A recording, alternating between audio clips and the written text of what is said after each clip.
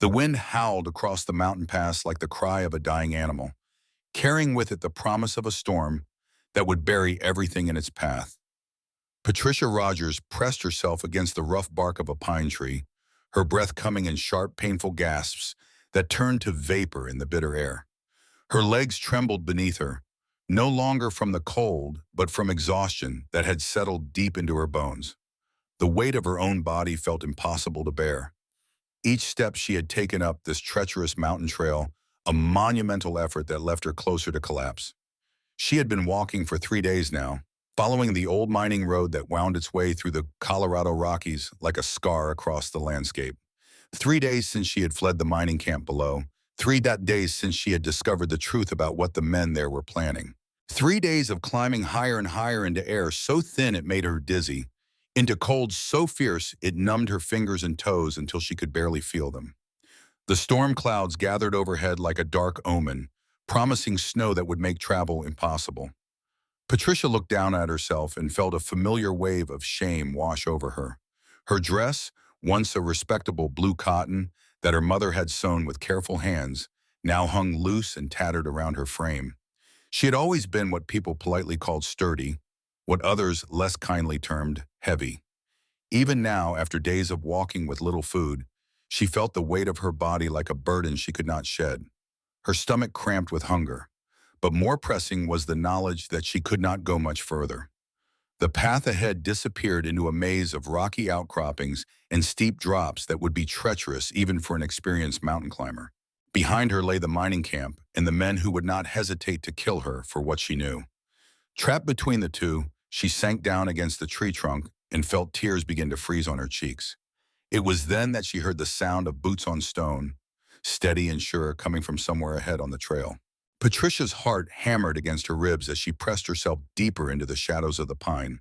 She had heard no horses, no voices, just the methodical step of someone who knew these mountains well.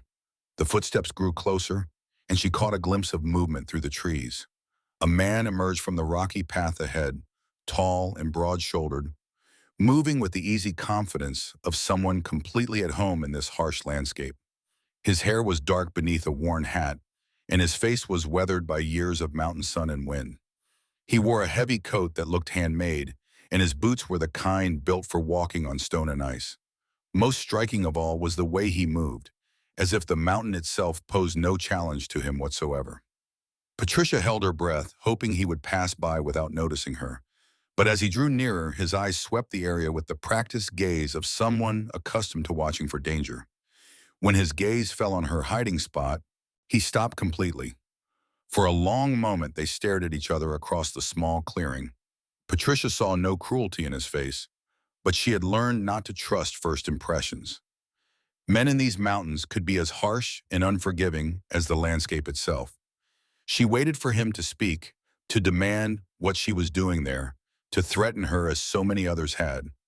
Instead, he simply said, quote, "0."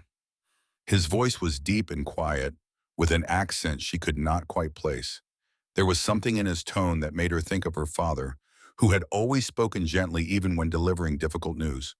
But Patricia had learned to be careful of gentle voices, especially from men she did not know. She said, though even as the words left her lips, she knew how foolish they sounded. She could barely stand, let alone continue climbing this mountain. The man studied her for a moment longer, taking in her torn dress, her pale face, the way she leaned heavily against the tree for support. He said, "Before we see how this ends, tell us where you are watching from and hype this video in the comments."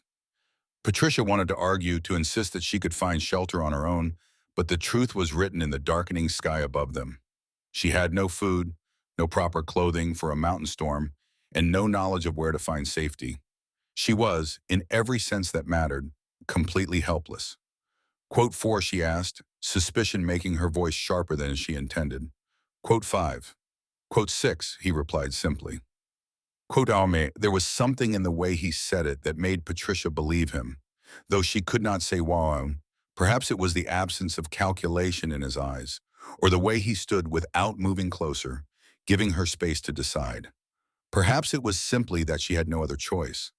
She said, the words tumbling out before she could stop them. The man looked at her with an expression she could not read. He said, quote, 11. Patricia felt heat rise in her cheeks despite the cold. She had spent her entire life being reminded of her size, of the way she took up more space than other women, of how she was too much in every way that mattered.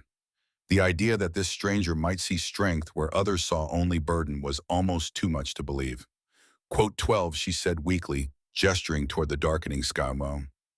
Glatrum, he replied. Quote I, and Patricia pushed herself up from the tree, her legs shaking with the effort. She took one step, then another, but on the third her knees buckled, and she would have fallen if not for the tree at her back.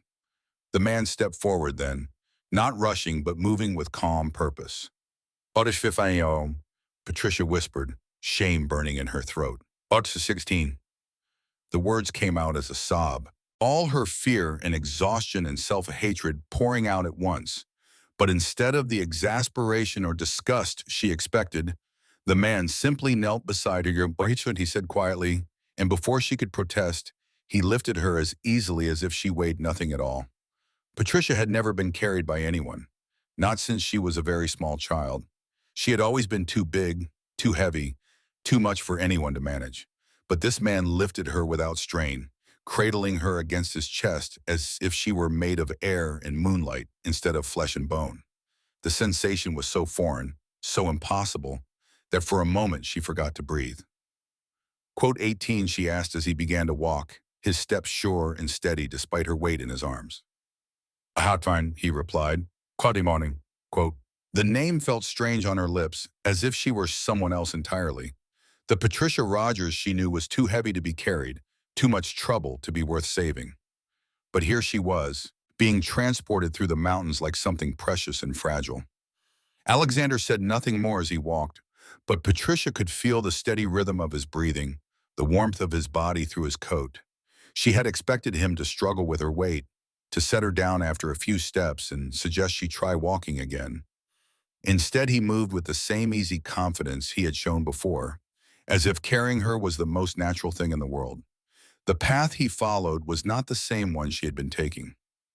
This route wound between tall rock formations that provided some shelter from the wind, following what looked like an old animal trail that had been worn smooth by years of use. Patricia realized that Alexander knew exactly where he was going, that he had probably walked these mountains countless times before. Quote 22, she asked, partly from curiosity and partly because the silence was becoming overwhelming. Quote 23. Alexander replied, Quote 24, Quote 24 or Quote 27. There was something in the way he said it that discouraged further questions, a finality that suggested this was not a topic he wished to discuss. Patricia fell silent again, focusing instead on the way the landscape changed around them as they climbed. The trees grew sparser and more twisted, their branches bent by constant wind into shapes that looked almost like reaching arms. The rocks became larger and more jagged, forming natural walls and corridors that channeled the wind into an endless, mournful song. Despite the harsh beauty of the scenery, Patricia could not shake the feeling that they were being watched. Several times she thought she caught movement in her peripheral vision, shadows that seemed to shift when she was not looking directly at them. But when she turned her head to look, there was nothing there but rock and wind and the occasional hardy shrub clinging to life in the thin soil. She asked, trying to keep the nervousness out of her voice. Alexander's grip on her tightened slightly, and she felt rather than saw him scan the area around them. Sometimes, he said, not all of them friendly. The admission sent a chill through Patricia that had nothing to do with the mountain air. She thought of the men at the mining camp, of the conversation she had overheard that had sent her fleeing into the wilderness. They would be looking for her by now, following her trail up the mountain. The thought of them finding her, of what they would do when they caught her, made her stomach clench with fear. Are we safe? She whispered. We will be, Alexander replied, but there was something in his tone that suggested he was not entirely certain. They walked for what felt like hours, though Patricia knew it could not have been that long. The storm clouds continued to gather overhead, and she could feel the first tentative snowflakes beginning to fall. The wind grew stronger, howling between the rocks with a sound that made her think of wolves calling to each other across vast distances. Just when Patricia was beginning to wonder if they would ever find shelter, Alexander stopped in front of what looked like a solid wall of rock. But as he approached, she could see that there was a narrow opening, barely wide enough for a person to pass through sideways.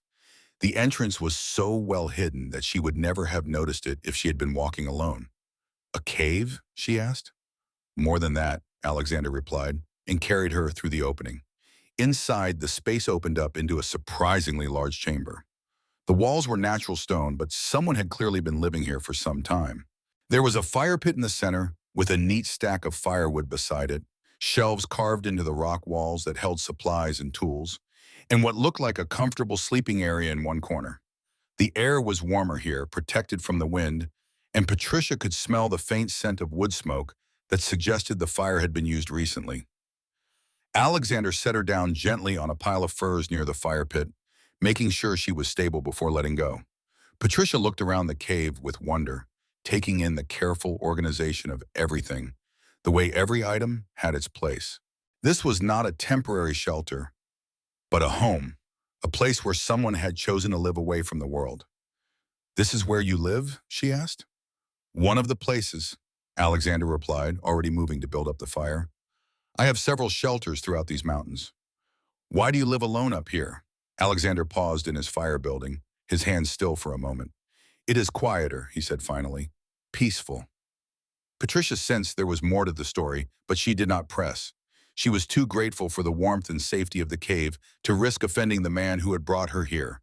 Instead, she watched as he coaxed the fire to life with practiced ease, the flames casting dancing shadows on the stone walls.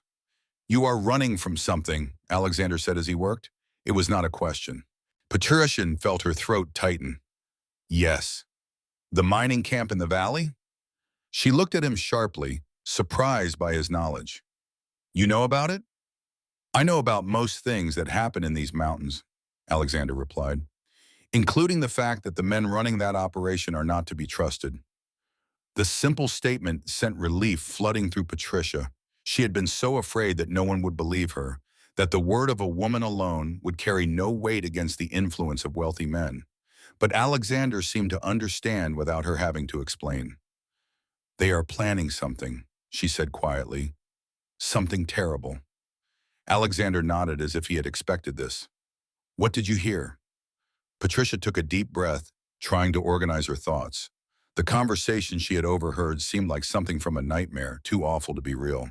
But she knew what she had heard, and she knew that innocent people would die if she did nothing. "They are not really mining for silver," she began. "The whole operation is a cover for something else. They have been bringing in supplies, weapons, explosives, and men, lots of men who are not miners." Alexander's hands stilled on the firewood. Quote 51, quote 52, quote 50, and quote some. Patricia shivered as she remembered the crates she had seen, the careful way they were handled, the hushed conversations about timing and placement.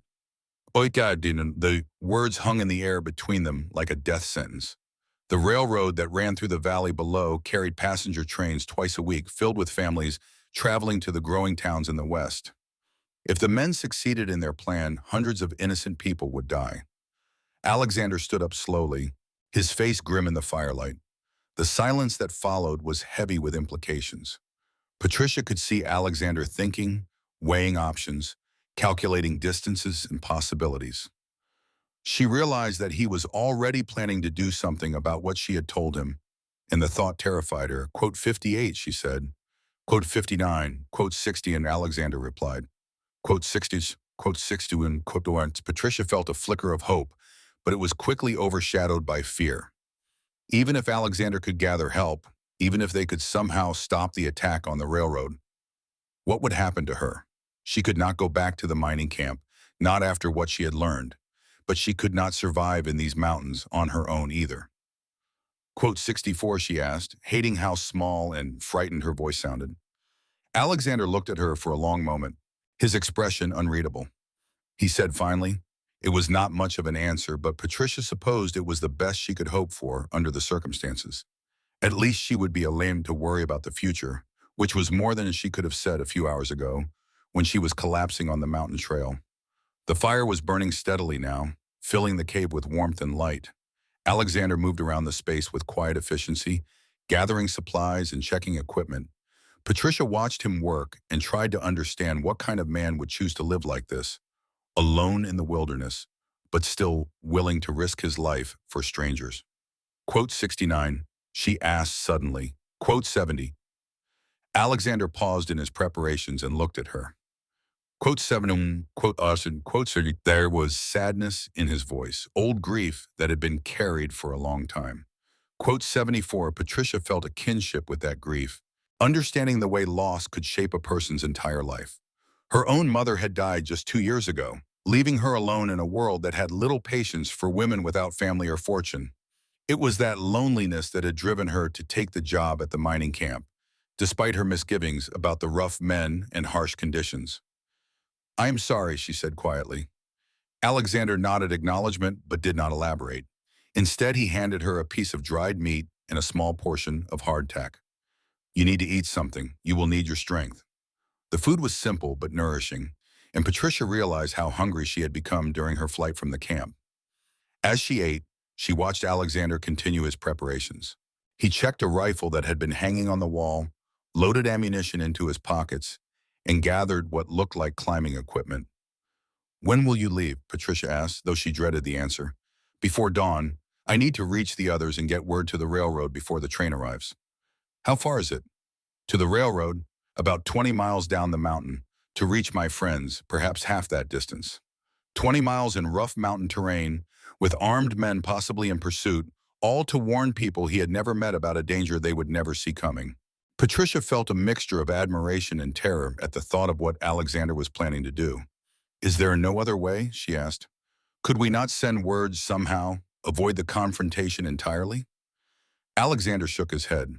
The nearest telegraph is in the valley, controlled by the same men planning the attack. Even if I could reach it, they would never let the message go through. No, the only way to stop this is to face them directly. The finality in his voice told Patricia that his mind was made up. She understood the logic of his decision, but that did not make it any easier to accept. In the space of a few hours, this stranger had become her only link to safety and hope. The thought of him leaving, of being alone in this cave while he risked his life in the valley below, filled her with a fear that went beyond her own immediate safety. What if something happens to you? She asked. What if you do not come back?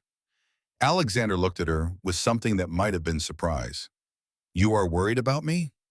Of course I am worried about you. You saved my life. You are risking everything to help people you do not even know. If something happens to you because of what I told you, what you told me will save lives, Alexander interrupted gently. Many lives, that is worth any risk. Patricia felt tears prick at her eyes, though she could not say exactly why. Perhaps it was the simple kindness in his voice, or the way he spoke about helping others as if it were the most natural thing in the world. Perhaps it was the realization that she had found something precious and rare in this harsh place, only to face losing it almost immediately. I wish I could help, she said. I wish I were not, though, useless. You are not useless, Alexander replied firmly. You risked your own life to bring this information. Without your courage, that train would roll right into a trap. My courage? Patricia almost laughed at the idea. I ran away. I hid. I collapsed on the mountain like a frightened child.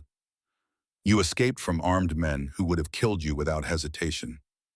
You climbed higher into these mountains than most people ever could. You survived 3 days with no proper supplies or equipment. Alexander's voice was steady and certain. Quote 97. The words hit Patricia like a physical blow, so unexpected and powerful that she could not immediately respond.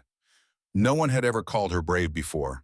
She had been called many things: stubborn, difficult, too much trouble, but never brave.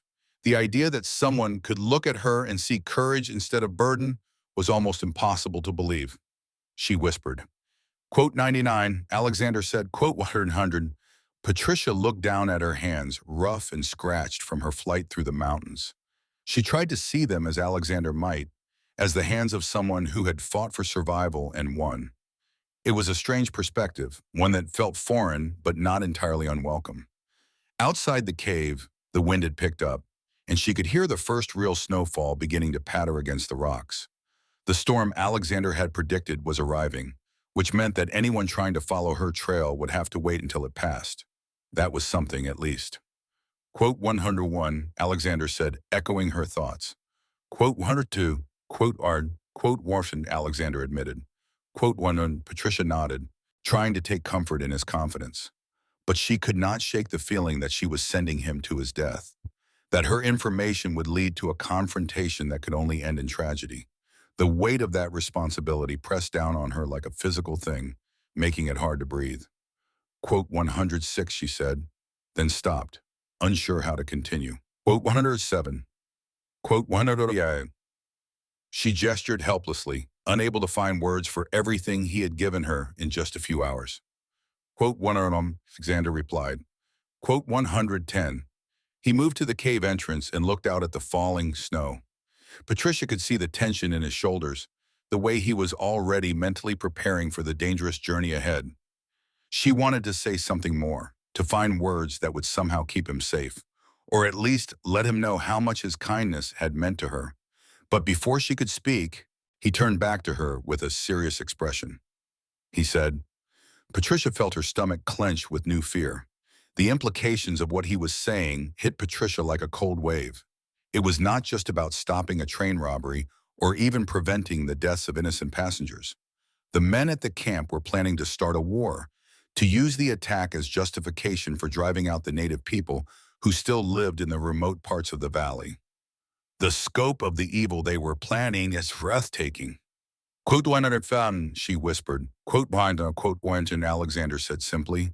Quote 118, Patricia felt sick. She had known the men at the camp were dangerous, but she had not understood the true scale of their ambitions. They were not just criminals, but architects of genocide, willing to destroy entire communities for the promise of wealth. Quote 119, she said, the words coming out with more force than she had intended. Quote 120, Alexander replied. Quote 121, The weight of responsibility settled even more heavily on Patricia's shoulders.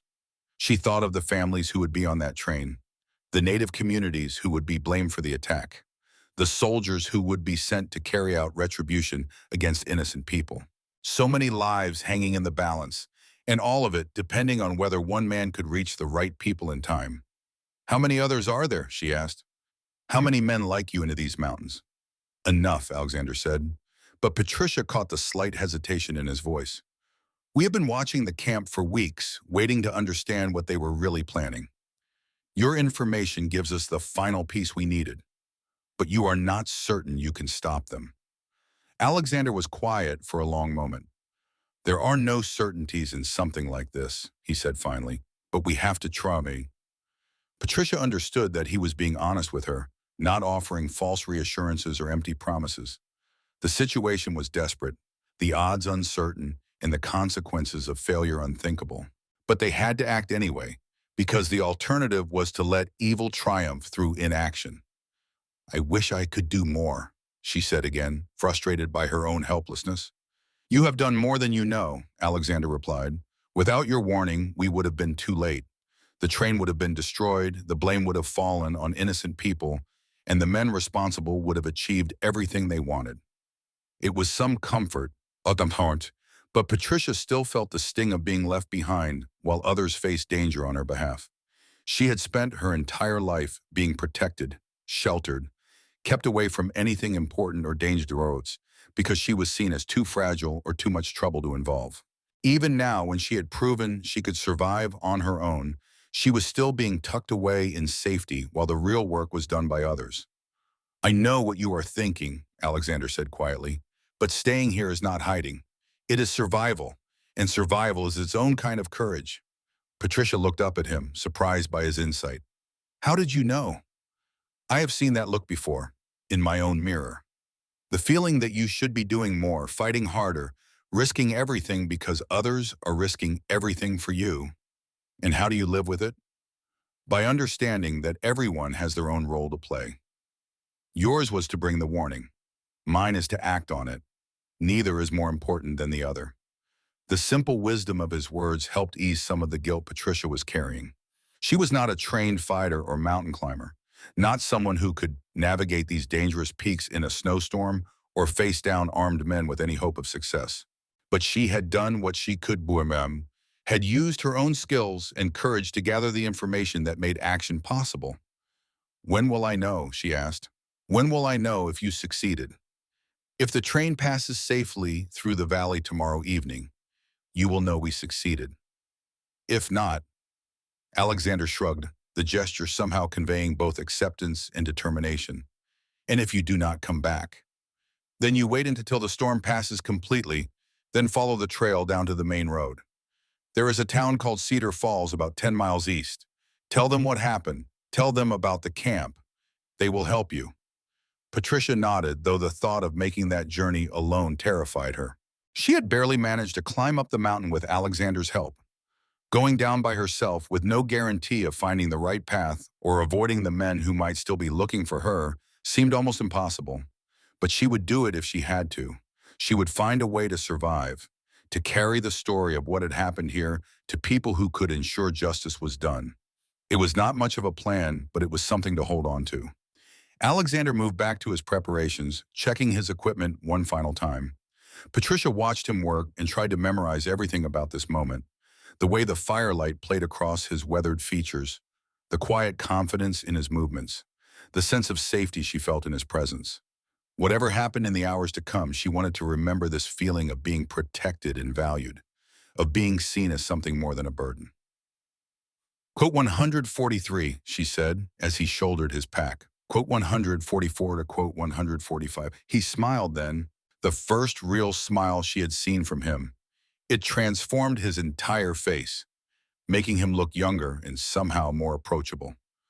Quote 146, he promised. Quote 147. With that, he moved toward the cave entrance. Patricia wanted to call out to him, to say something more meaningful or profound, but the words would not come, and perhaps that was for the best.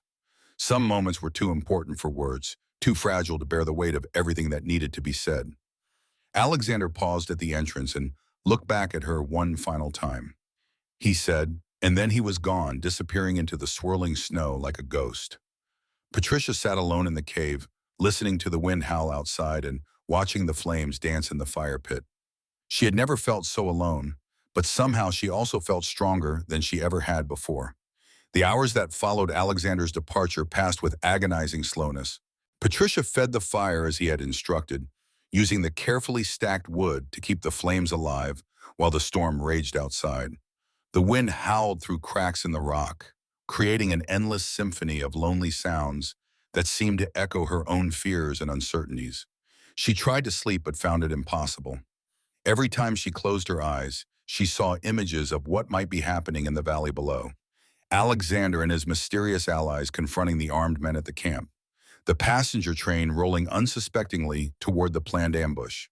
Explosions echoing through the mountains, followed by silence that could mean either victory or catastrophe. To distract herself, Patricia explored the cave more thoroughly. She discovered that it was larger than she had first realized, with several smaller chambers branching off from the main room. One appeared to be used for food storage, with dried meat, preserved vegetables, and other supplies carefully organized on stone shelves. Another contained tools and equipment, everything from mining implements to hunting gear to what looked like surveying instruments. It was clear that Alexander had been living in these mountains for years, not just surviving but thriving in the harsh environment. Everything in the cave spoke of careful planning and deep knowledge of mountain life. Patricia found herself wondering what had driven him to this solitary existence. What had made him choose isolation over the companionship and comfort of town life? In the main chamber, she discovered a small collection of books wrapped in oiled cloth to protect them from moisture. Most were practical volumes about mining, hunting, and mountain survival, but there were also a few works of literature and poetry. Patricia was surprised to find a volume of Shakespeare among them, the pages worn from repeated reading. The discovery of the books made Alexander seem more human somehow, more complex than the taciturn mountain man he appeared to be. She imagined him sitting by the fire on long winter nights, reading by lamplight while the wind howled outside. It was a lonely picture, but there was something peaceful about it too, something that spoke to the part of Patricia that had always felt out of place in the world of social expectations and conventional behavior. As the night wore on, the storm outside seemed to intensify. Patricia could hear the wind driving snow against the cave entrance with increasing force, and she was grateful for the solid rock walls that protected her. Anyone caught in the open during weather like this would not survive long, which made her worry even more about Alexander and whatever he was trying to accomplish in the valley below. She thought about the conversation they had shared, about his words regarding her own courage and strength. It was still difficult for her to accept that view of herself, to believe that she was anything more than a frightened woman who had stumbled into a situation far beyond her capabilities. But as the hours passed alone in the cave, she began to feel a different kind of strength growing within her. For the first time in her adult life, she was completely responsible for her own survival. There was no one to rely on but herself, no one to make decisions for her or tell her what she should do. It was terrifying, but it was also oddly liberating. She had always been told that she was too much trouble, too difficult to manage. But here in this cave, she was managing just fine. The fire needed constant attention to keep it burning properly, and Patricia found herself developing a rhythm of feeding it small pieces of wood at regular intervals. She learned to read the flames, to understand when they needed more fuel and when they were burning too hot. It was a small skill, but it was hers, earned through necessity and attention rather than given to her by someone else. As dawn approached, though she could not see it through the storm, Patricia found herself thinking about the train that would be making its way through the valley. Somewhere out there, families were settling in for what they thought would be a routine journey to the western towns. Children were probably pressed against windows, watching the mountain scenery roll past. Parents were making plans for their new lives in the growing settlements beyond the peaks. None of them knew that their lives hung in the balance, that their safety depended on whether a handful of mountain men could stop a carefully planned attack. Patricia felt the weight of that knowledge like a physical burden, the responsibility of being one of the few people who knew what was really happening. She tried to imagine what Alexander was doing at that moment. Had he reached his allies? Were they already moving against the camp, or were they still planning their approach? The not knowing was almost unbearable, but there was nothing she could do except wait and hope and keep the fire burning as he had asked. The storm began to ease slightly as what Patricia judged to be mid-morning arrived. The wind was still strong, but the driving snow had lessened to occasional gusts. She could hear different sounds now. The drip of melting snow from the cave entrance. The distant call of a bird that had found shelter somewhere in the rocks. It was then that she heard something else, something that made her blood run cold. Voices, human voices, coming from somewhere outside the cave. Men talking in low tones, their words indistinct, but their intent unmistakable. They were searching for something or someone. Patricia's heart hammered against her ribs as she realized what was happening. The men from the camp had followed her trail up the mountain. Storm or no storm, they had found the cave, or at least they were close to finding it. In moments, they would discover the hidden entrance, and everything would be over. Moving as quietly as she could, Patricia crept toward the cave entrance and pressed herself against the wall where she could hear but not be seen. The voices were clearer now, and she could make out individual words. One man was saying, another voice replied, "Tukitiki 153, a quote 154 155." Patricia felt sick with fear. They were definitely looking for her, and they were close enough that discovery seemed inevitable. The cave entrance was well hidden, but if they searched systematically, they would find it eventually. And once they did, there would be nowhere for her to run. She thought about Alexander's words regarding her courage and strength, tried to find some reserve of bravery that would help her face what was coming. But all she felt was terror, the same helpless fear that had driven her to flee the camp in the first place. She was trapped, alone, with no weapons and no way to defend herself. The voices moved closer, and Patricia could hear the crunch of boots on snow just outside the cave entrance. One of the men was examining the rocks around the opening, looking for any sign that someone had passed this way. Patricia held her breath and pressed herself deeper into the shadows, praying that the firelight would not be visible from outside. "Wait," one of the voices said, and Patricia's heart stopped. Quote 157. There was a long pause, and Patricia could imagine the men studying whatever they had found. Footprints, perhaps, or some other sign of her passage that the storm had not completely erased. She closed her eyes and waited for the shout of discovery, for the sound of men forcing their way into her hiding place. Instead, she heard something entirely unexpected, a low whistle barely audible above the wind, but clearly a signal of some kind.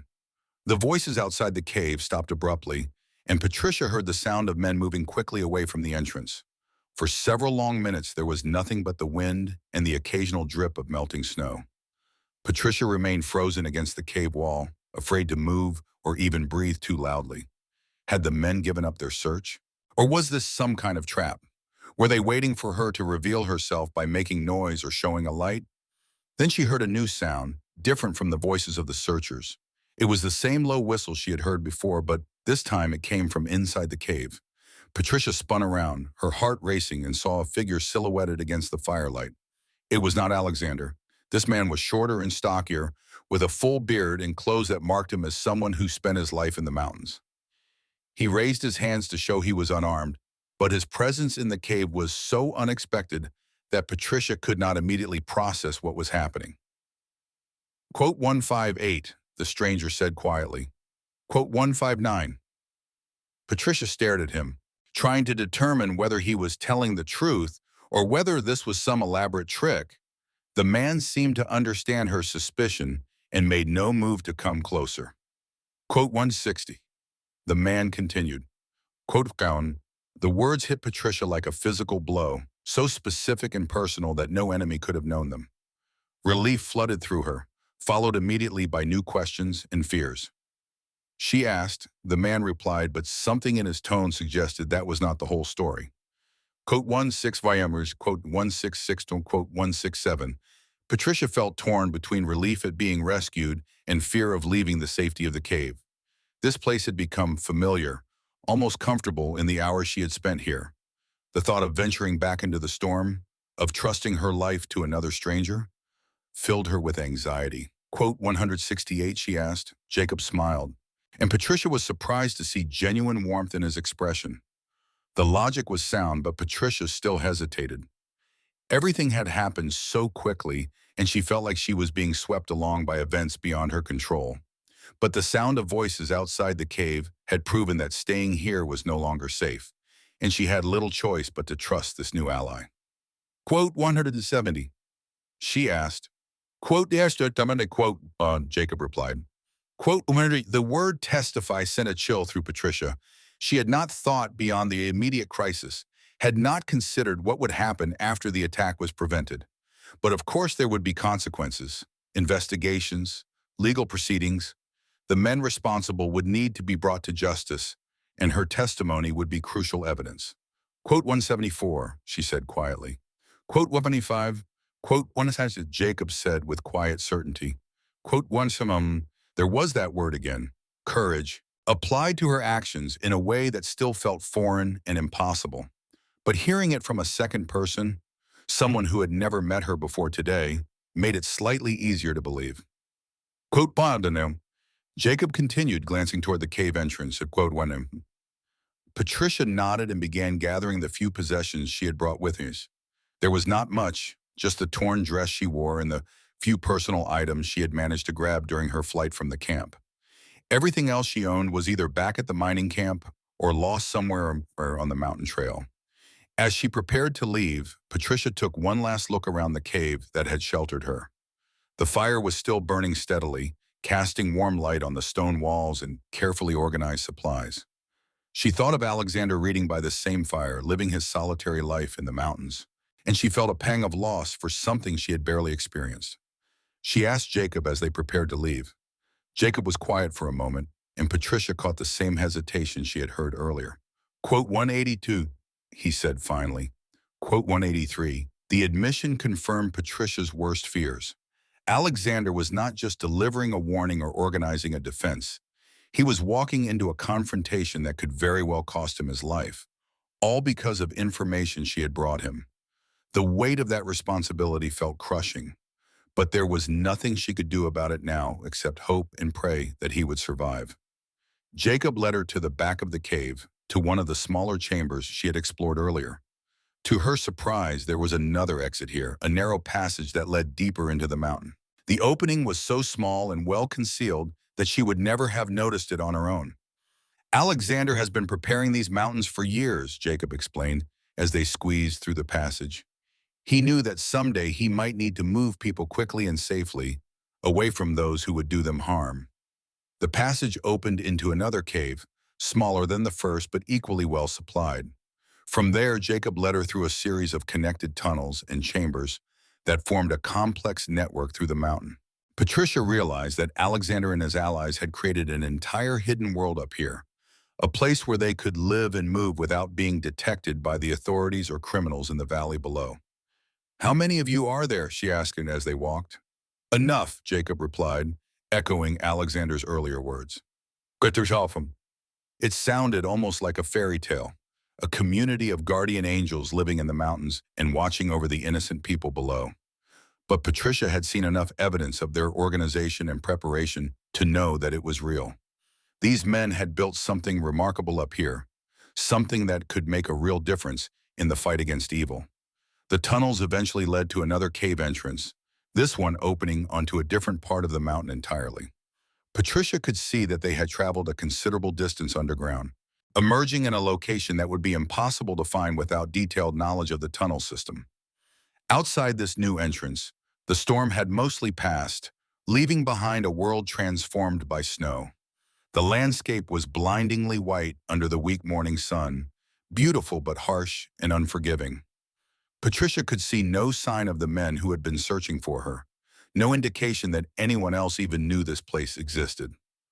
"Du 49?" she asked. "Gut ein," Jacob replied. "Che guten Morgen."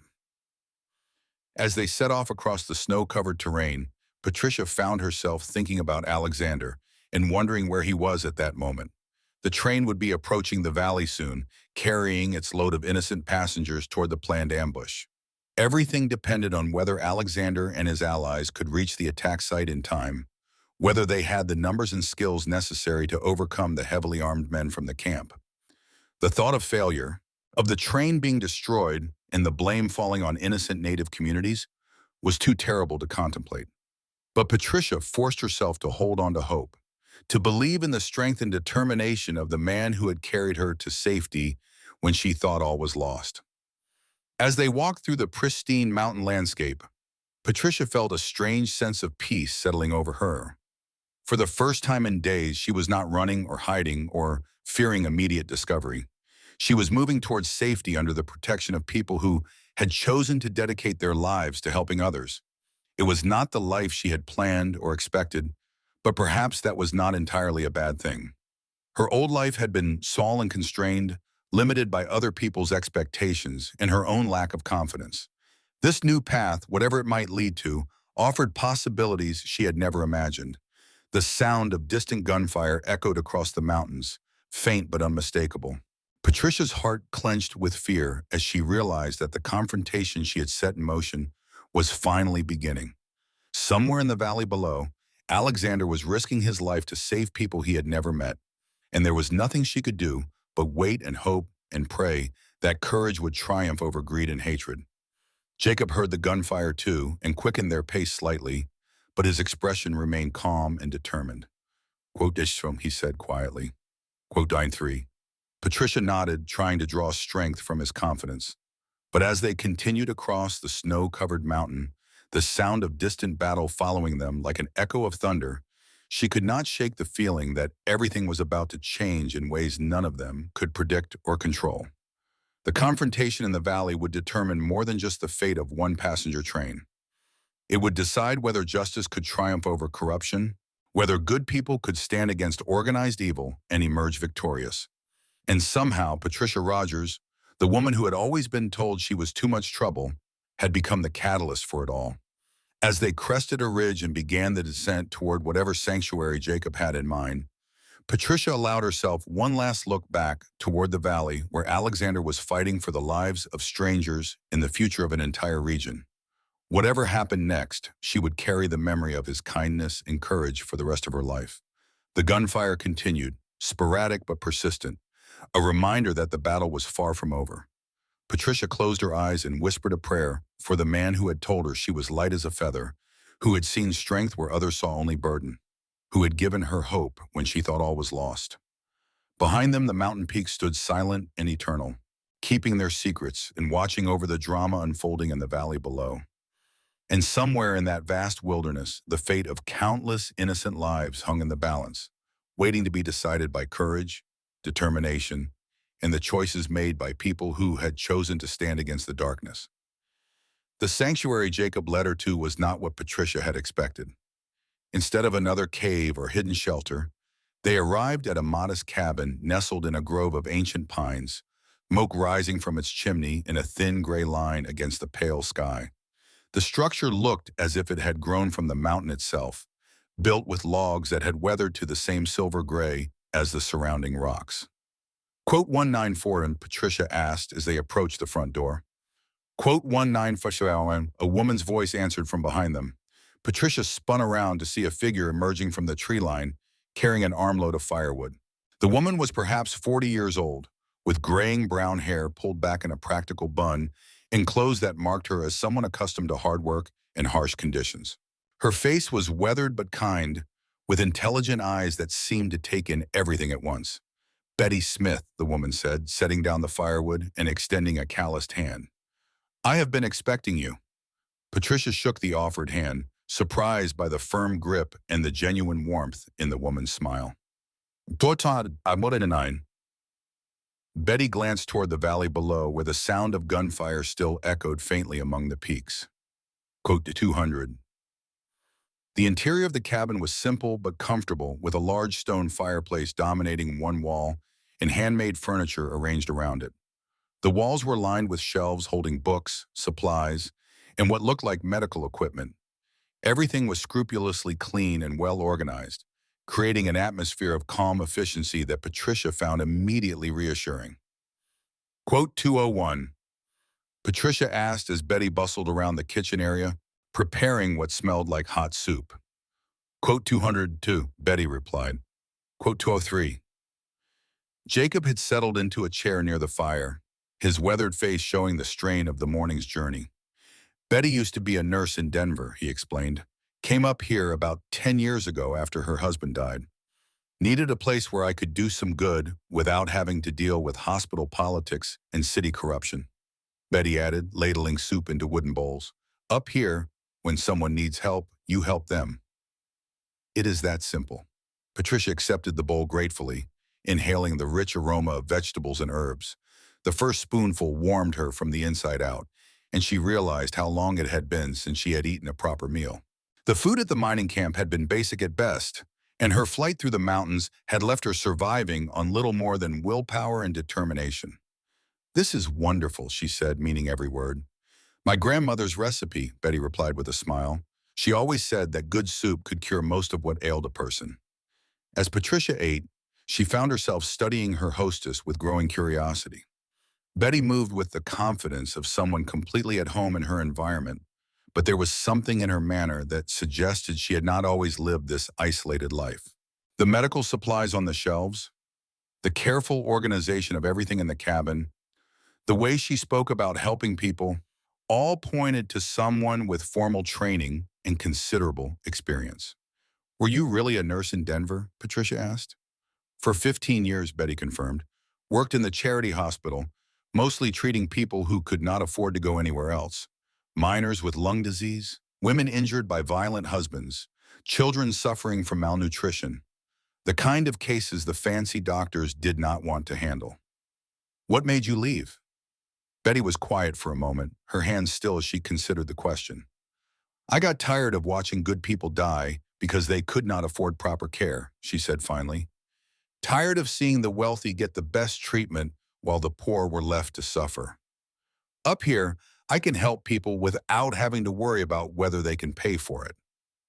Patricia nodded, understanding that feeling of frustration with a world that seemed designed to favor those who already had advantages.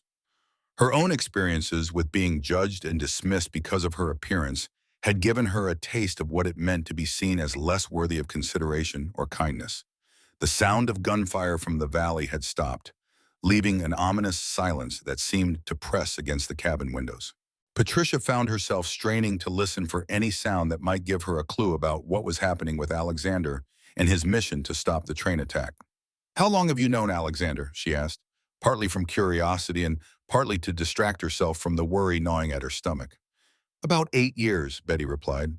"He brought me a man who had been shot by claim jumpers, someone who would have died if he had tried to make it to a doctor in town.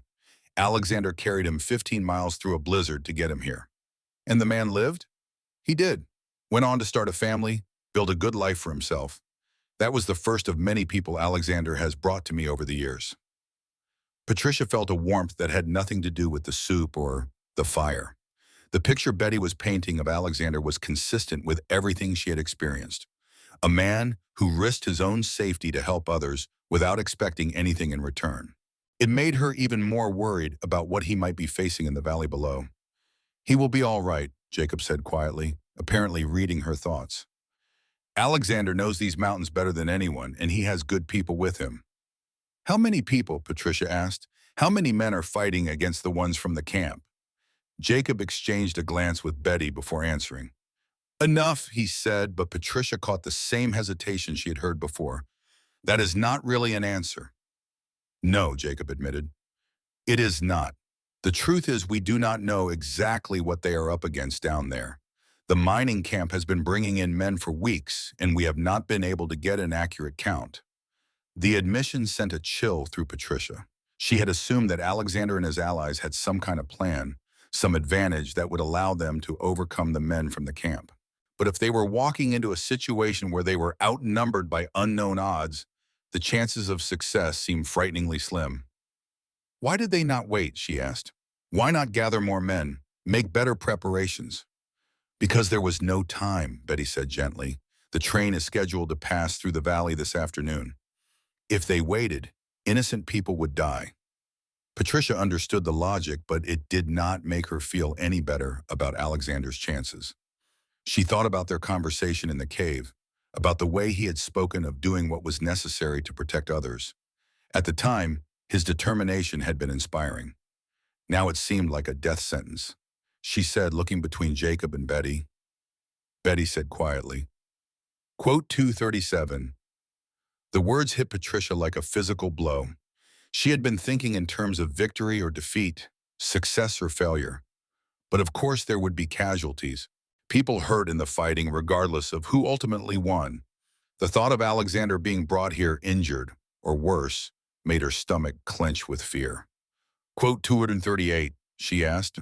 Quote 230, Betty replied grimly. Quote 240. Patricia looked around the cabin with new eyes, noticing details she had missed before. The medical supplies were not just basic first aid materials, but serious surgical instruments. There were bottles of what looked like morphine and other drugs, bandages and sutures, even what appeared to be equipment for removing bullets. Betty had essentially created a field hospital in her mountain cabin. Patricia asked suddenly. Betty studied her for a moment, then nodded. Quote 243. Patricia thought about everything she had been through in the past few days, the fear and exhaustion and constant danger. She thought about Alexander carrying her to safety, about the kindness he had shown to a stranger who had nothing to offer in return. If he was hurt because of information she had provided, the least she could do was help care for him. Quote 2, she said, surprised by the conviction in her own voice. Betty smiled, the expression transforming her weathered features. Quote 240, For the next hour, Betty gave Patricia a crash course in field medicine. She learned how to clean and dress wounds, how to apply pressure to stop bleeding, how to assist with more complex procedures. It was grim knowledge, but Patricia found herself absorbing it with surprising ease. Perhaps it was because she finally had something concrete to do, a way to contribute instead of simply waiting and worrying. Jacob had dozed off in his chair by the fire, exhausted from the morning's journey and the tension of the past few days.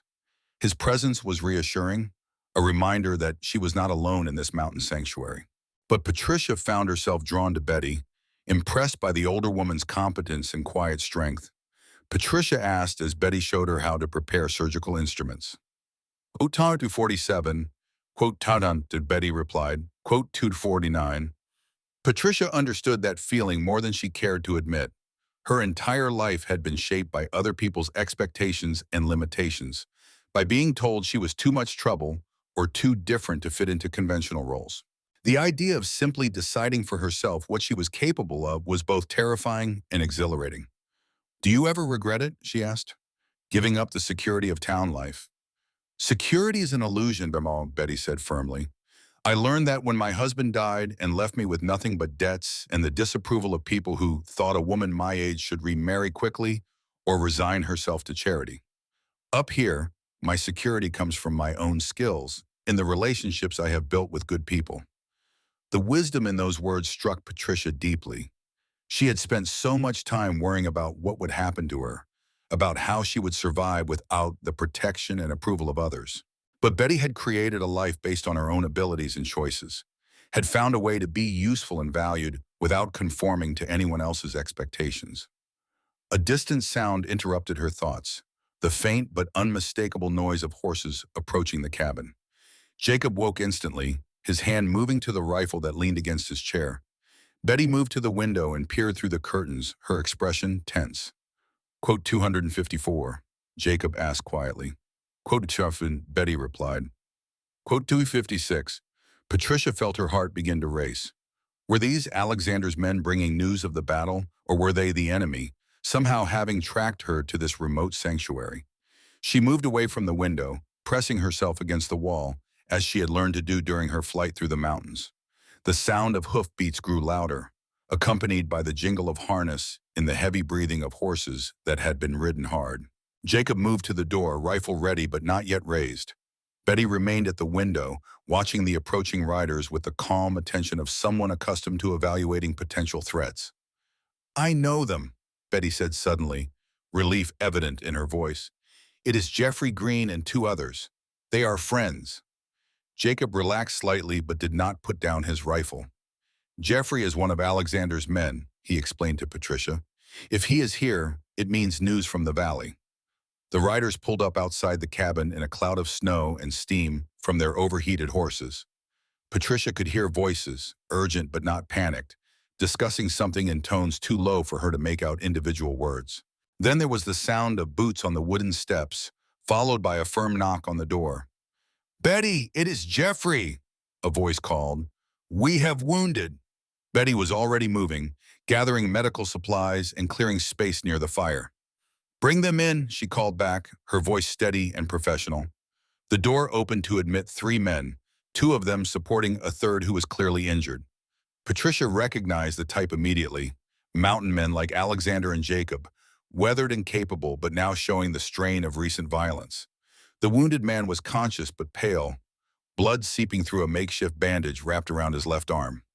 "Bullet went clean through," Jeffrey reported as they helped the injured man to a chair near the fire. "But he has lost a lot of blood." Betty was already examining the wound, her hands gentle but efficient. "Patricia, bring me the basin of hot water and those clean cloths," she instructed. Patricia moved quickly to comply, grateful to have something useful to do. As she handed Betty the supplies, she caught sight of Jeffrey's face and felt her stomach clench with fear.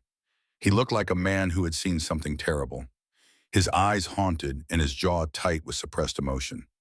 Jacob asked the question Patricia was afraid to voice. Jeffrey glanced at Patricia, then back at Jacob. He said quietly.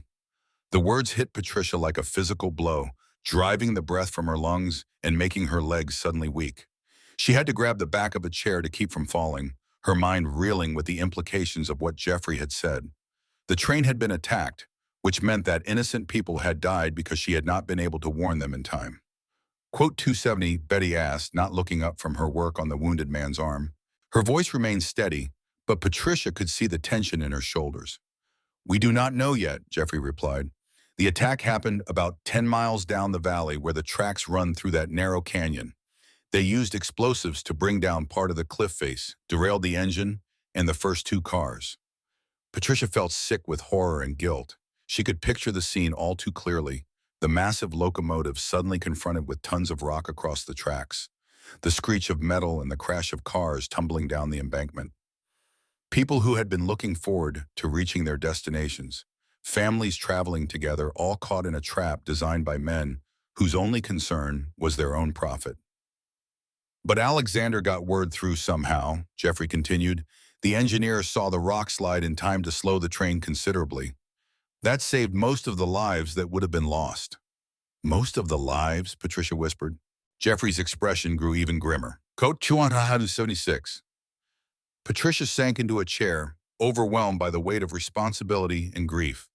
Two men were dead because she had not been able to provide warning soon enough, because she had been too slow or too frightened to act more decisively.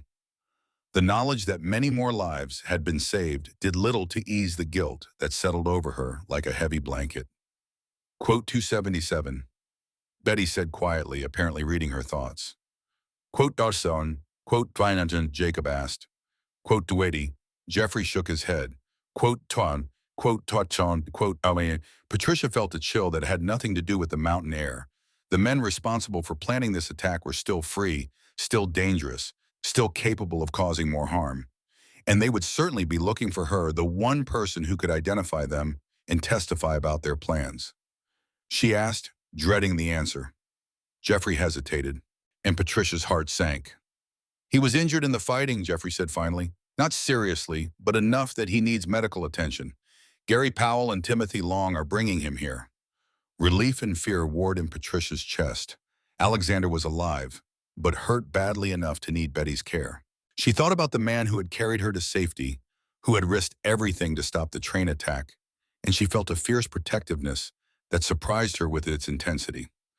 How badly injured? Betty asked, her hands still working on the wounded man's arm. Quote, referee replied. Quote, do I now know? Betty nodded, already mentally organizing her priorities.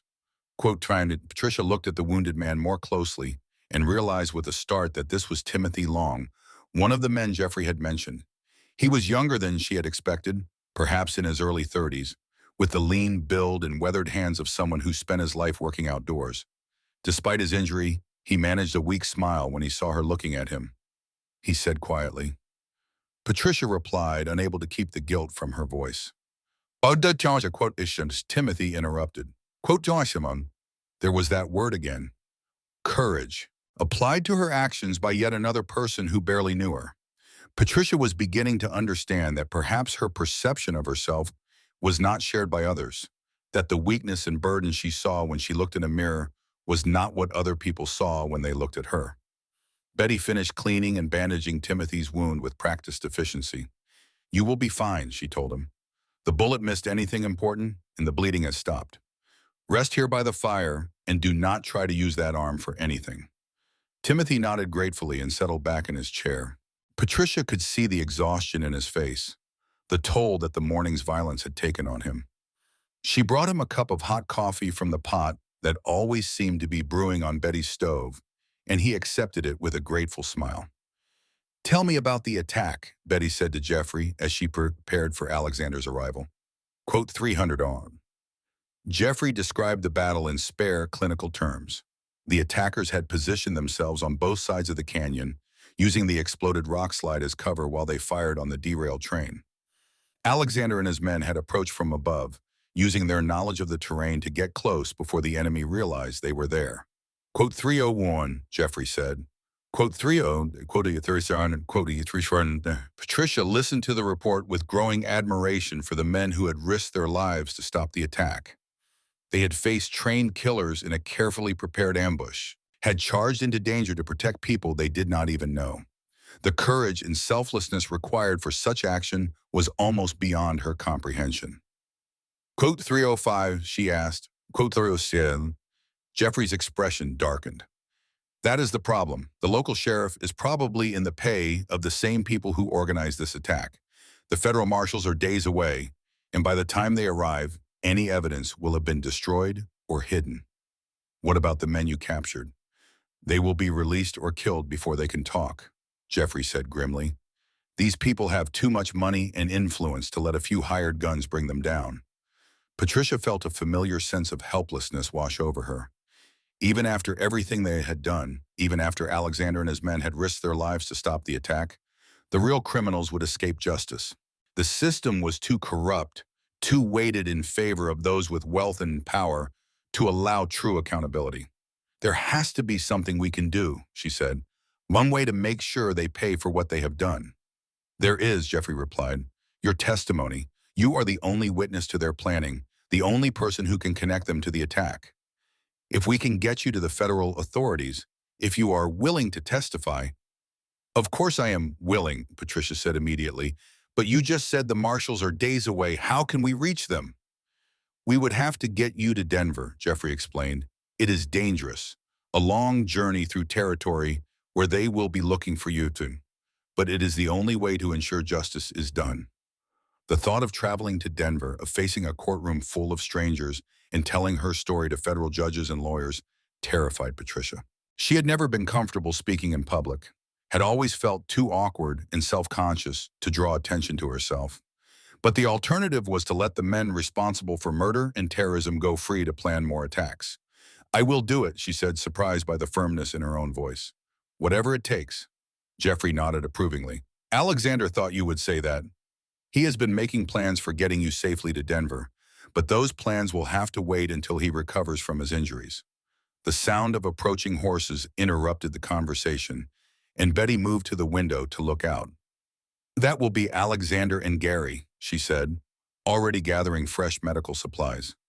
Patricia felt her heart begin to race as she prepared to see Alexander again.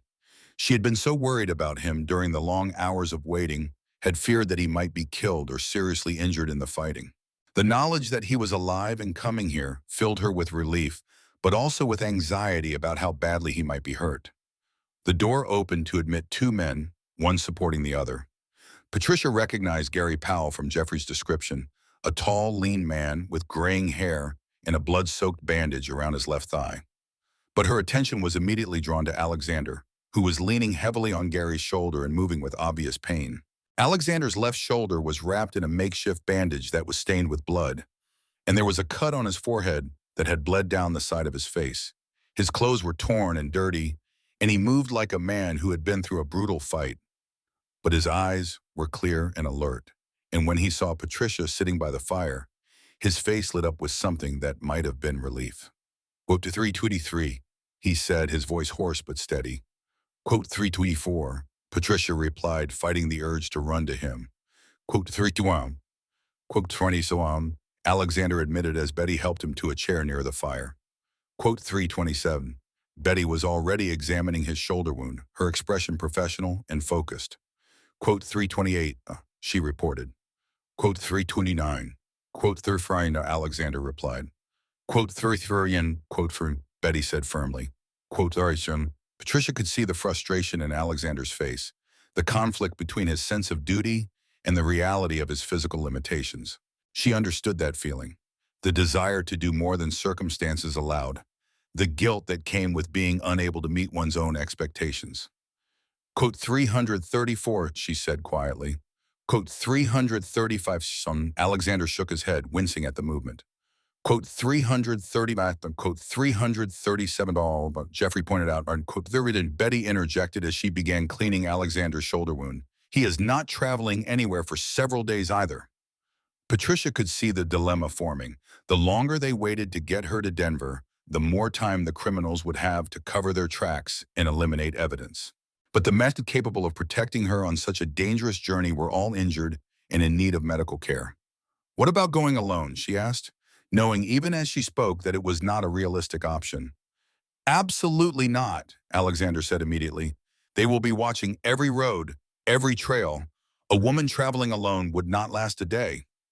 Then we wait until you are healed enough to travel, Patricia said, trying to sound more confident than she felt.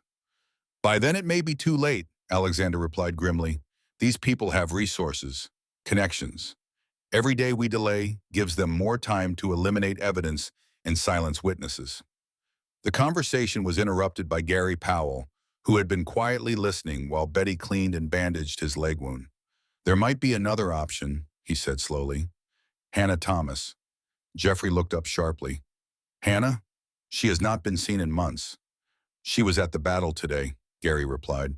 Showed up just as the fighting started. He put 3 bullets into attackers from a position none of us even knew existed. She disappeared again as soon as it was over, but I saw her heading north toward the high passes. Patricia looked between the men, trying to understand what they were discussing. Who is Hannah Thomas? The best tracker and mountain guide in these parts, Alexander explained.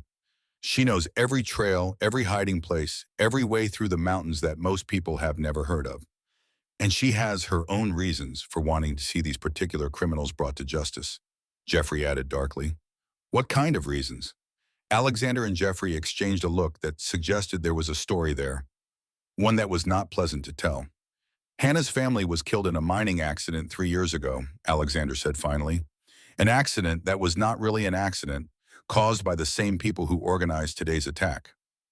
Patricia felt a chill of understanding. Hannah Thomas was not just a guide for hire, but someone with a personal vendetta against the men they were trying to bring to justice. That could make her either the perfect ally or a dangerous liability, depending on how her desire for revenge might affect her judgment. Where would we find her? Patricia asked. We would not find her, Gary replied. If Hannah wants to be found, she will find us. If she does not, we could search these mountains for months without catching so much as a glimpse of her. But if she was at the battle today, if she helped fight the attackers, that suggests she is already involved, Patricia pointed out. Hannah is always involved when there is injustice to be fought, Alexander said. But she works alone, trusts no one, and follows her own rules. Asking for her help would be complicated. Patricia could hear the reservation in his voice, the suggestion that Hannah Thomas might be as dangerous to work with as the enemies they were trying to evade. But she also understood that time was running out, that every hour of delay made it less likely that the men responsible for the train attack would ever face justice. How would we contact her, she asked. There are ways, Jeffrey said vaguely. Messages can be left in certain places, signals that she watches for, but there is no guarantee she would respond, and no way to know what she might demand in return for her help. What kind of demands? Alexander's expression grew troubled. Patricia understood the implication. Hannah Thomas might prefer to dispense her own rough justice rather than trusting the legal system to punish the men who had killed her family. While Patricia could sympathize with that desire for revenge, she also knew that vigilante justice would not serve the larger cause of protecting other innocent people. Quote 369, she said finally. Quote 370. Alexander studied her face for a long moment, and Patricia could see him weighing options and calculating risks. She knew he was reluctant to trust her safety to someone as unpredictable as Hannah Thomas sounded, but she also knew he understood the urgency of getting her testimony to the federal authorities. Quote 371, he said finally. Quote 37 and quote 370. Betty began, but he cut her off with a raised hand. Quote 37, he said firmly. Quote 375. Patricia felt a warmth spread through her chest at his words, a sense of being valued and protected that she had never experienced before. But she also felt guilty about the risk he would be taking on her behalf, the way her problems kept putting other people in danger. She said quietly, quote 377, quote 378, Alexander replied, quote 379. The logic was sound, but Patricia still felt the weight of responsibility for putting so many good people at risk. She thought about Timothy sitting wounded by the fire, about Gary with his injured leg, about Betty who had opened her home to strangers in need. All of them were in danger now because of her, because of the information she had overheard at the mining camp. Quote 380, she said, the words coming out as barely more than a whisper. Otan down, Betty said firmly. Quote the older woman's words carried the weight of conviction, the certainty of someone who had seen enough of life to understand what truly mattered. Patricia looked around the cabin at the faces of the people who had risked everything to help her, and she felt a determination growing within her that was stronger than her fear. Then we do whatever it takes, she said. We find Hannah Thomas, we get to Denver, and we make sure these men face justice for what they have done.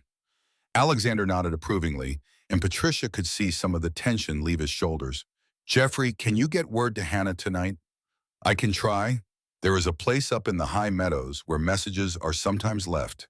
If she is watching, she will find it. What do we say? Jeffrey thought for a moment. That we have information about the people who killed her family, that we need safe passage to Denver to deliver that information to federal authorities. That time is running short. Will that be enough to get her attention? If anything will, that will. Patricia listened to the planning with a mixture of hope and apprehension. They were committing to a course of action that would put them all in even greater danger, trusting their lives to a woman none of them really knew or understood. But the alternative was to let the criminals escape justice, to allow them to plan more attacks and kill more innocent people. As the afternoon wore on, the cabin filled with the quiet bustle of preparation. Betty continued treating the wounded men while Jeffrey prepared for his nighttime journey to leave a message for Hannah Thomas. Alexander rested by the fire, his face pale from blood loss, but his eyes alert and focused on the plans being made. Patricia found herself helping wherever she could, bringing water and supplies to Betty, helping to prepare food for the injured men, doing whatever small tasks might ease the burden on others. It was the first time in her adult life that she felt truly useful, that her presence was an asset rather than a burden. "You are good at this," Betty observed as Patricia helped her change Timothy's bandage. Quote 393, quote 399, Patricia replied honestly. Quote 399, quote 398, Betty said. Quote 397. The compliment warmed Patricia in a way she had not expected. For so long, she had defined herself by what she could not do, by the ways she failed to meet other people's expectations. But here, in this mountain cabin, surrounded by people fighting for justice, she was beginning to see herself through different eyes. As evening approached, Jeffrey prepared to leave for the high meadows where he hoped to contact Hannah Thomas.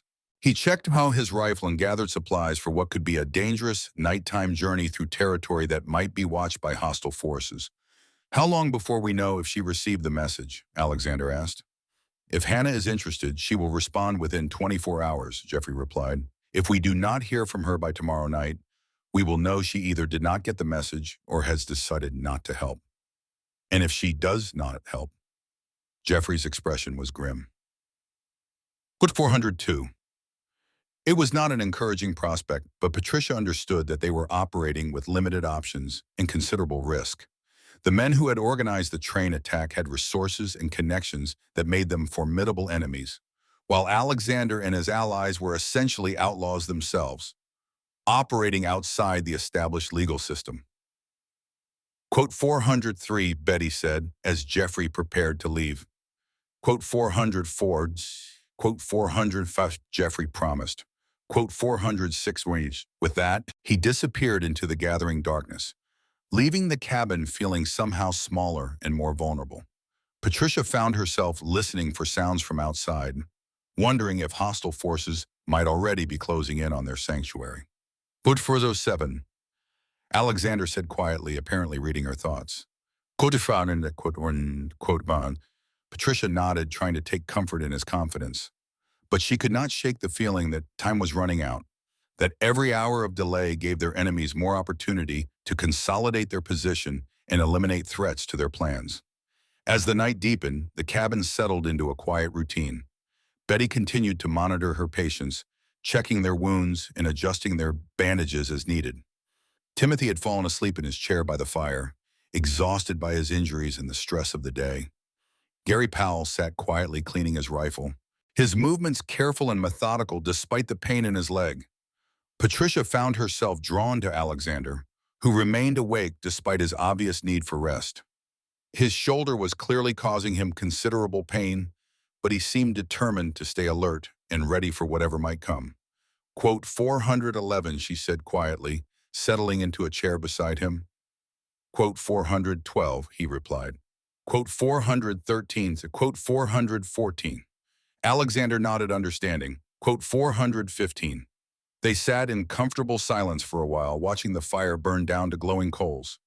Patricia found herself studying Alexander's profile in the flickering light, noting the lines of pain around his eyes and the way he held his injured shoulder. He had been hurt because of her, had risked his life to stop an attack that she had warned him about. "Why did you do it?" she asked suddenly. "Why did you risk everything to help people you do not even know?" Alexander was quiet for a long moment, staring into the fire. "My mother used to tell me stories," he said finally. "Stories about people who stood up against injustice, who fought for those who could not fight for themselves. She said that was what made us human, our willingness to sacrifice for others." "Your mother sounds like a remarkable woman." "She was. She died trying to help people during a cholera outbreak, caught the disease from someone she was nursing. I was 16, old enough to understand what she had chosen and why. Patricia felt a deep sadness for the young man who had lost his mother to her own compassion. But she also understood how that loss had shaped him, how it had instilled in him the values that drove him to risk his own life for strangers. Is that why you live up here? To help people? Partly, but also because I learned that the world down there, the world of towns and laws and civilization, is not always interested in justice. Sometimes the only way to do what is right is to operate outside the system.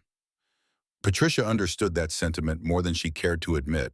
Her own experiences with being judged and dismissed had taught her that official institutions were not always fair or just.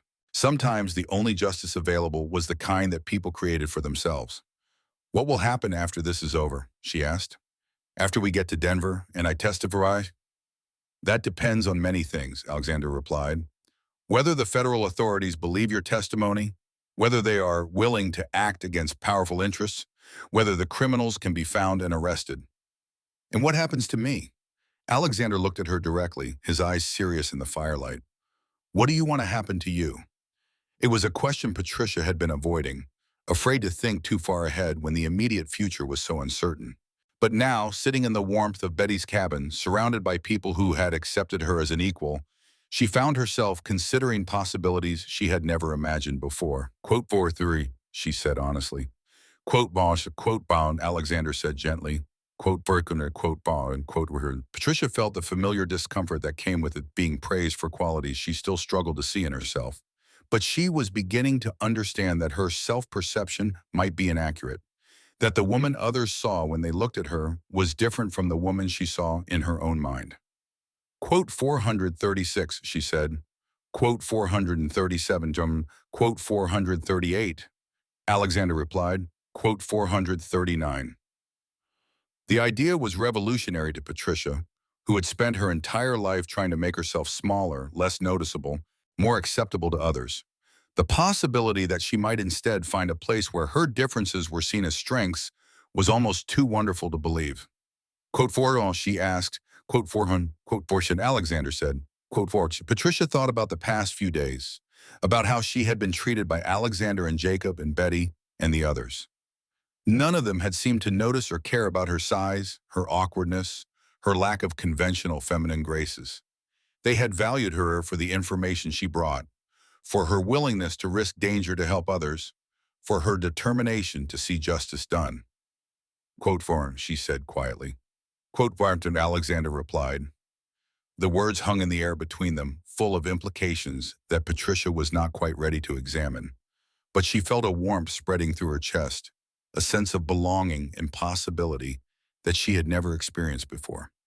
Their conversation was interrupted by a soft knock on the door, followed by Betty's voice calling out a greeting. The door opened to admit a figure that Patricia did not recognize, a woman dressed in dark clothing with a rifle slung across her back. The newcomer was perhaps 35 years old, with dark hair pulled back in a severe bun and eyes that seemed to take in everything at once.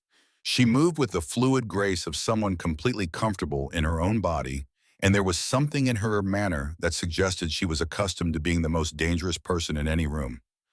Hannah, Alexander said, struggling to rise from his chair despite his injured shoulder.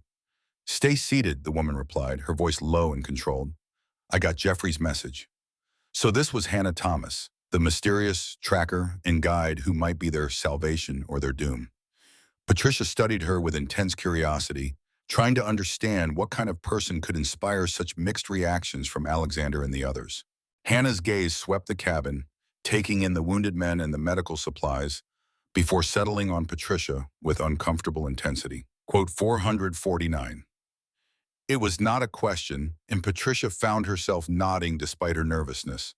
There was something unsettling about Hannah's direct stare, as if she were being evaluated for purposes that were not entirely clear. Tell me what you heard, Hannah said, settling into a chair with movements that were economical and precise. Patricia recounted the conversation she had overheard at the mining camp, describing the plans for the train attack and the larger scheme to provoke a conflict that would justify seizing native lands. Hannah listened without interruption, her expression revealing nothing of her thoughts or reactions. You are certain about the names? Hannah asked when Patricia finished. I am certain about what I heard. Whether the names they used were real, I cannot say. Hannah nodded, apparently satisfied with the honesty of the answer. The names were real. I have been tracking these men for 3 years, ever since they killed my family. The admission confirmed what Alexander had told Patricia earlier, but hearing it directly from Hannah made it more immediate and personal. Patricia could see the pain behind Hannah's controlled exterior, the grief and anger that drove her relentless pursuit of justice. Patricia said quietly. Hannah's expression softened slightly, revealing a glimpse of the woman beneath the hardened exterior. They made it look like an accident, she said. Cave-in at the mine where my husband and son worked, but I knew better. I had seen the same thing happen to other families who got in their way. Is that why you live alone in the mountains? I live alone because it is easier to hunt when you do not have to worry about protecting others, Hannah replied bluntly. And because I learned not to trust anyone who might be bought or intimidated. Patricia understood the logic, even as she felt sad for the isolation that such a life must entail. Hannah had chosen to sacrifice human connection in order to pursue justice for her murdered family, had given up the possibility of healing in order to focus on revenge. Jeffrey said you might be able to help me get to Denver, Patricia said. I can get you there, Hannah replied, but I want something in return. What? Hannah's eyes hardened again, and Patricia could see the predator lurking beneath the surface. Quote 464 Tim. The request sent a chill through Patricia. Hannah was not just offering to guide her to safety, she was asking for permission to kill the men responsible. The legal system had finished with them. It was a form of justice that Patricia understood, but was not sure she could endorse. She said carefully. Hannah replied coldly. Quote 467. Patricia could hear the pain and rage in Hannah's voice, could understand how such experiences would drive someone to seek their own justice. But she also knew that vigilante killings would make her complicit in murder, regardless of how justified it might seem. I cannot ask you to kill for me, she said finally. You are not asking, Hannah replied. I am telling you what I intend to do. Your cooperation would make it easier, but it is not required. The blunt honesty was somehow more disturbing than threats would have been. Hannah was not asking for permission or approval, simply stating her intentions and offering Patricia a choice about whether to work with her or not. Alexander shifted in his chair, drawing Hannah's attention. He said, Hannah laughed, but there was no humor in the sound. Quote 474, quote 475, Alexander replied steadily. Quote 476, totes. Hannah studied him for a long moment, and Patricia could see some kind of internal debate playing out behind her eyes. Finally, she nodded slowly. She said, it was not the complete agreement Patricia had hoped for, but it was better than nothing. Hannah was offering safe passage, which was more than anyone else could provide given the circumstances. The question of what would happen afterward would have to be dealt with when the time came. Quote 479. Patricia asked. Quote Vodian. Hannah replied. Quote around, quote Patricia asked, glancing at his injured shoulder. Quote Varstamans, Hannah said firmly. Quote 484 quote 485, and Alexander said, struggling to stand despite the pain it clearly caused him. Hannah looked at him with something that might have been pity. Hannah replied, quote 489. Patricia could see the conflict in Alexander's face, the battle between his sense of duty and the reality of his physical limitations. She understood his reluctance to trust her safety to someone else, especially someone as unpredictable as Hannah seemed to be. I will be all right, she said quietly. Hannah knows these mountains better than anyone, and she has her own reasons for wanting to see these men brought to justice. That is exactly what worries me, Alexander replied. Hannah's idea of justice might not align with yours. We will deal with that when the time comes, Patricia said, trying to sound more confident than she felt. Right now, getting to Denver is what matters. Alexander studied her face for a long moment, and Patricia could see him weighing options and calculating risks. Finally, he nodded reluctantly. If you are determined to go, then I cannot stop you, he said, but I want your promise that you will be careful, that you will not take unnecessary risks. I promise, Patricia replied, though she was not entirely sure what constituted unnecessary risk in their current situation. Hannah stood up, her movements fluid and purposeful. I will return tomorrow evening with horses and supplies. Be ready to leave as soon as it gets dark. What should we bring? Patricia asked. As little as possible. We will be traveling fast and light, avoiding main roads and settlements. Bring warm clothes and any personal items you cannot live without, but nothing else. With that, Hannah moved toward the door. But before leaving, she turned back to look at Patricia one more time. Are you certain you want to do this? She asked. Once we leave here, there will be no turning back. These men will stop at nothing to prevent your testimony from reaching Denver. Patricia thought about the engineer and fireman who had died in the train attack, about the families who had been thrown from their seats when the cars derailed, about the innocent people who would suffer if the criminals were allowed to continue their plans. I am certain, she said firmly. Hannah nodded, apparently satisfied with her determination. Then we leave tomorrow night. Be ready. And with that, she disappeared into the darkness as suddenly as she had appeared, leaving Patricia to wonder what she had just committed herself to. The day that followed Hannah's visit passed with agonizing slowness. Patricia found herself alternating between nervous energy and paralyzing fear as she contemplated the journey ahead. She helped Betty care for the wounded men, but her mind kept wandering to thoughts of what lay ahead, of the dangers she would face traveling through hostile territory with a woman she barely knew. Alexander remained troubled by the arrangement, his concern evident in the way he watched Patricia move around the cabin.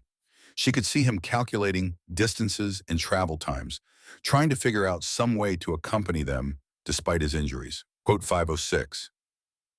Betty said to him as she changed his bandage that morning. Quote 57. Quote 508. Alexander replied, wincing as Betty cleaned the wound. Quote 509. Quote 510, Betty corrected. Quote 511. Patricia felt a flush of gratitude for Betty's words. The older woman seemed to understand something that Alexander was struggling with. The idea that Patricia was not a helpless victim in need of constant protection, but a person capable of making difficult choices and accepting their consequences. Hannah will keep her safe, Timothy added from his chair by the fire. She has her own reasons for wanting these men brought to justice. That is what worries me, Alexander replied. Hannah's methods are not always civilized. Patricia understood his concern, but she also knew that civilization had failed to protect Hannah's family or prevent the train attack. Sometimes survival required working with people whose methods were questionable, as long as their goals aligned with yours. As the day wore on, Patricia found herself thinking about what she would say when she reached Denver. She had never spoken to federal authorities before, had never been in a courtroom or given formal testimony.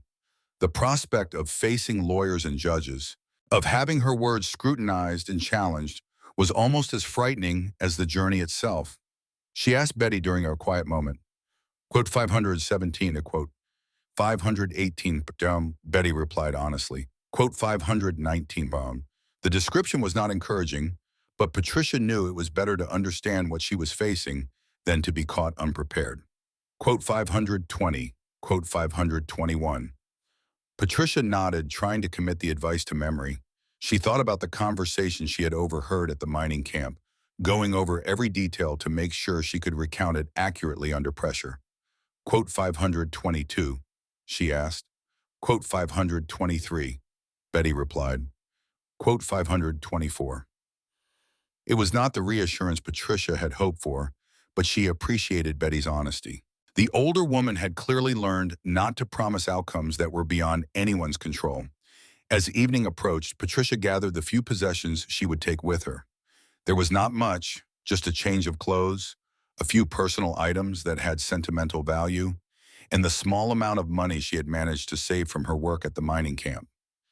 Everything else she owned was either lost or left behind, another reminder of how completely her life had changed in just a few days. Alexander watched her preparations with obvious reluctance, his jaw tight with suppressed frustration. Patricia could see how difficult it was for him to let her go into danger without being able to protect her, how it went against every instinct he had developed during his years in the mountains. Quote 525, she said quietly, settling into the chair beside him. Quote 5 and quote 7, Alexander replied. Quote 4. Quote 5, and Alexander nodded, acknowledging the logic even as his expression remained troubled. Quote 5-3. Patricia promised to be careful, though she wondered how much choice she would have if Hannah decided to pursue her own agenda. The woman had made it clear that she intended to seek personal vengeance regardless of what the legal system accomplished. As darkness fell, they heard the sound of horses approaching the cabin. Patricia felt her stomach clench with nervous anticipation as she realized the moment had arrived. There was no more time for preparation or second thoughts, no more opportunity to change her mind about the dangerous journey ahead. Hannah appeared at the door leading two horses, both of them sturdy mountain animals that looked capable of handling rough terrain. She had changed into dark traveling clothes and carried a pack that suggested she was prepared for an extended journey. Quote 531 Wada, she asked Patricia. Patricia stood up, shouldering her small pack and trying to project more confidence than she felt. Quote 532.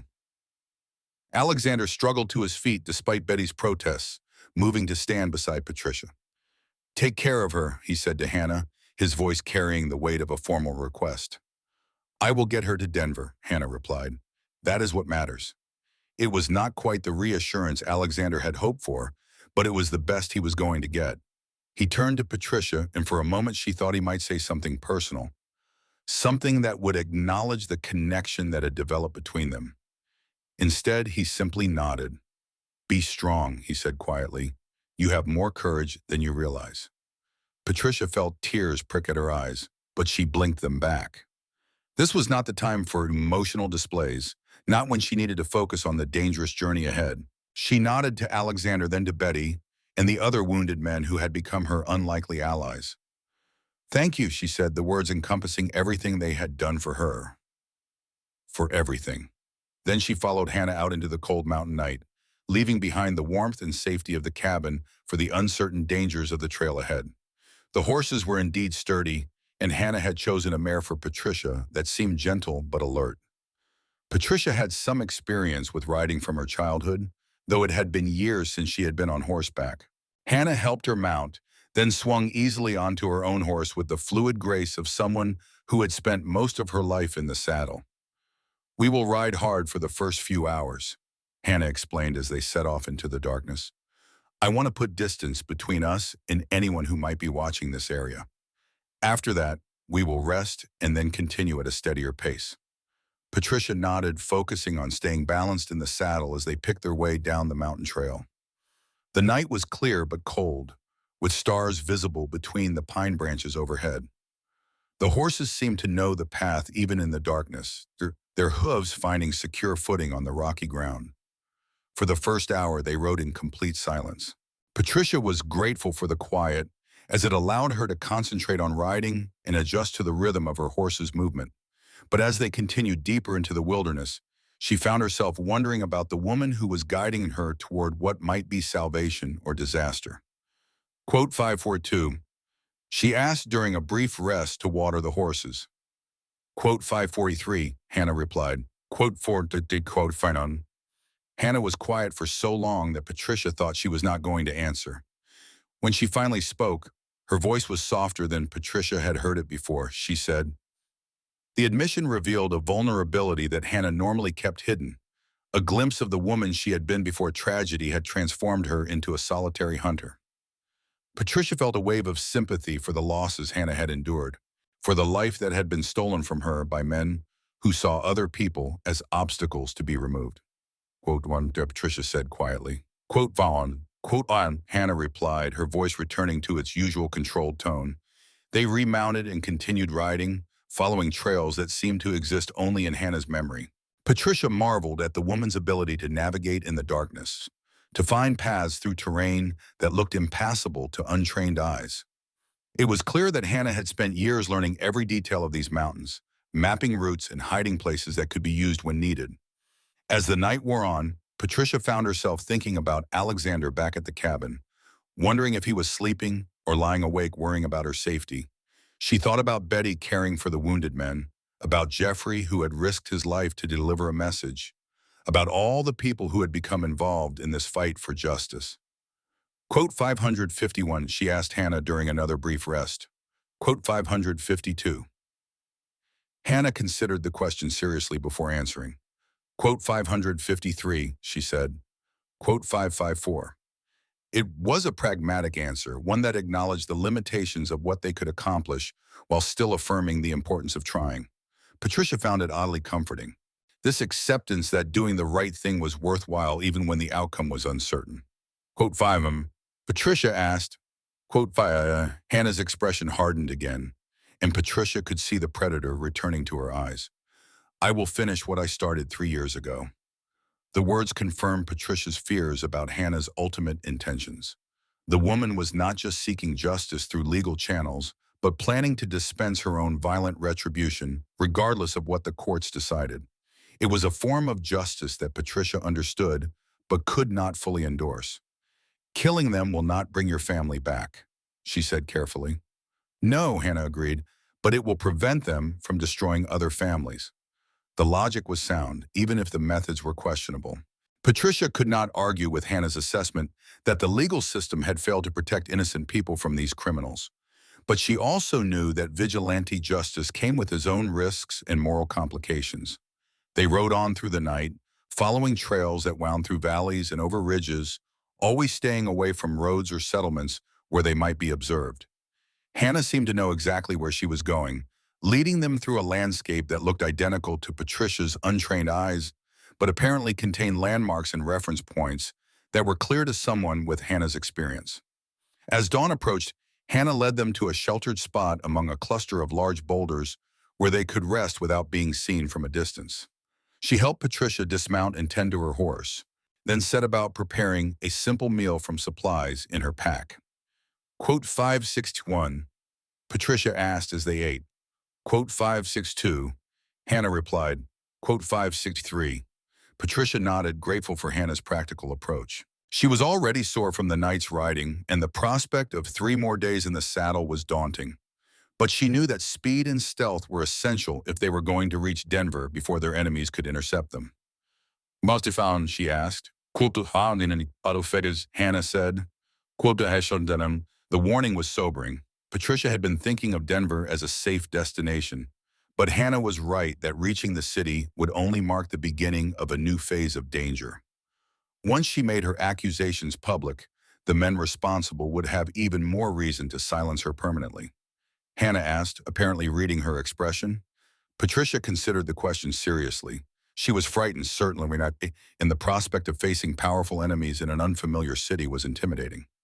But she thought about the engineer and fireman who had died in the train attack, about the innocent families who had been terrorized, about Jason, the larger evil that would go unpunished if she lost her nerve now. She said firmly. Hannah nodded approvingly. Quote 571.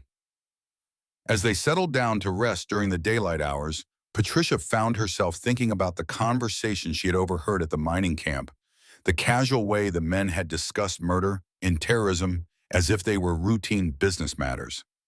She thought about the scope of their plans, the way they intended to use the train attack to justify a larger campaign of violence and land seizure. The weight of responsibility settled over her like a heavy blanket. She was perhaps the only person who could connect these men to their crimes, the only witness who could provide the evidence needed to bring them to justice. If she failed, if she was killed or discredited before she could testify, the criminals would be free to continue their plans. But along with the responsibility came a strange sense of purpose, a feeling that her life finally had meaning beyond her own survival and comfort. For the first time, she was doing something that truly mattered, something that could make a real difference in the world. As she drifted off to sleep among the rocks, Patricia thought about Alexander's words regarding courage and strength. She was beginning to understand that perhaps he had been right, that the qualities she had always seen as weaknesses might actually be sources of power when properly directed. The next 2 days passed in a blur of riding and resting, of following hidden trails through some of the most beautiful and dangerous country Patricia had ever seen. Hannah proved to be an excellent guide, leading them through terrain that would have been impossible for Patricia to navigate alone while avoiding any sign of pursuit or observation. But as they drew closer to Denver, Patricia could sense Hannah's mood changing, becoming more focused and intense. The woman was clearly thinking about what would happen after they reached the city, about the opportunity for revenge that Patricia's testimony might provide. On their final night on the trail, as they camped in a grove of aspen trees just a few hours' ride from Denver, Hannah finally addressed the subject that had been hanging between them. Quote 572, she said quietly, quote 57, quote 574. Patricia replied carefully, quote 575. The threat was implicit but clear. Hannah intended to use Patricia's testimony as a guide for her own campaign of vengeance, regardless of what the legal system accomplished. Patricia felt a chill that had nothing to do with the mountain air, understanding that she was about to become complicit in whatever violence Hannah chose to pursue. What if the courts convict them, she asked. What if justice is actually served through legal channels? Hannah's laugh was bitter and cold. Quote 578. Patricia could not argue with Hannah's skepticism about the legal system, given her own experiences with how wealth and influence could corrupt official processes. But she also knew that abandoning legal channels entirely would make them no better than the criminals they were fighting. We have to try, she said finally. We have to give the system a chance to work. I will give it a chance, Hannah agreed. But if it fails, if these men escape punishment through legal technicalities or corruption, then I will ensure they face justice in other ways. It was the best compromise Patricia could hope for, though she knew it was far from ideal. Hannah was committed to violations as a backup plan, but at least she was willing to let the legal process play out first.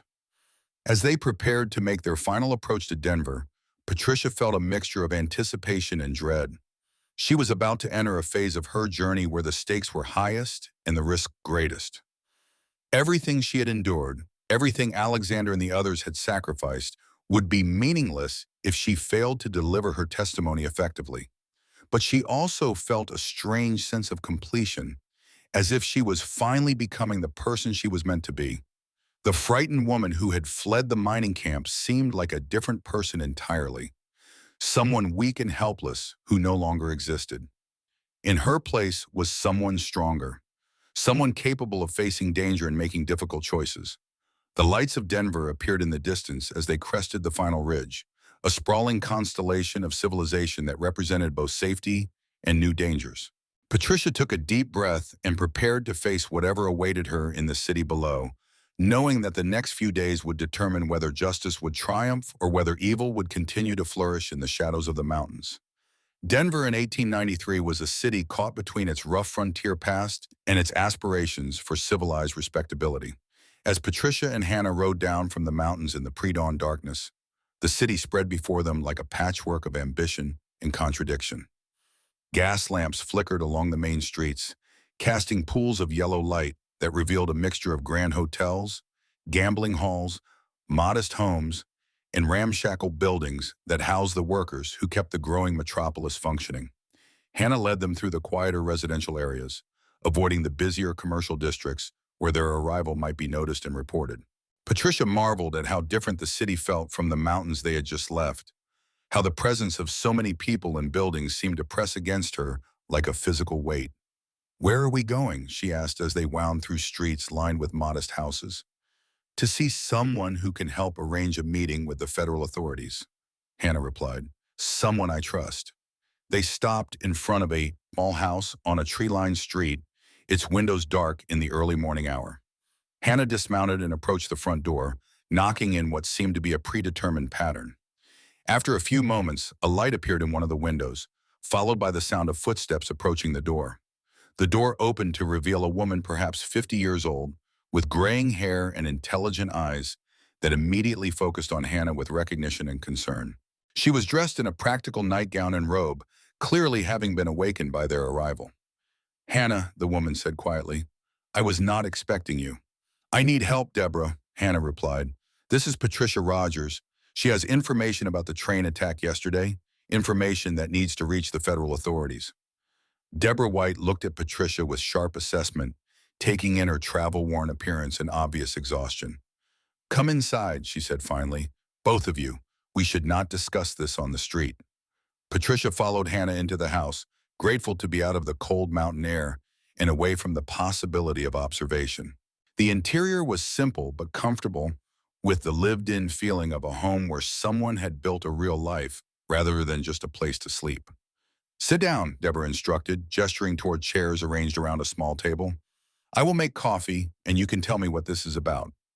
As Deborah busied herself with preparing coffee, Patricia studied the woman who was apparently going to help them.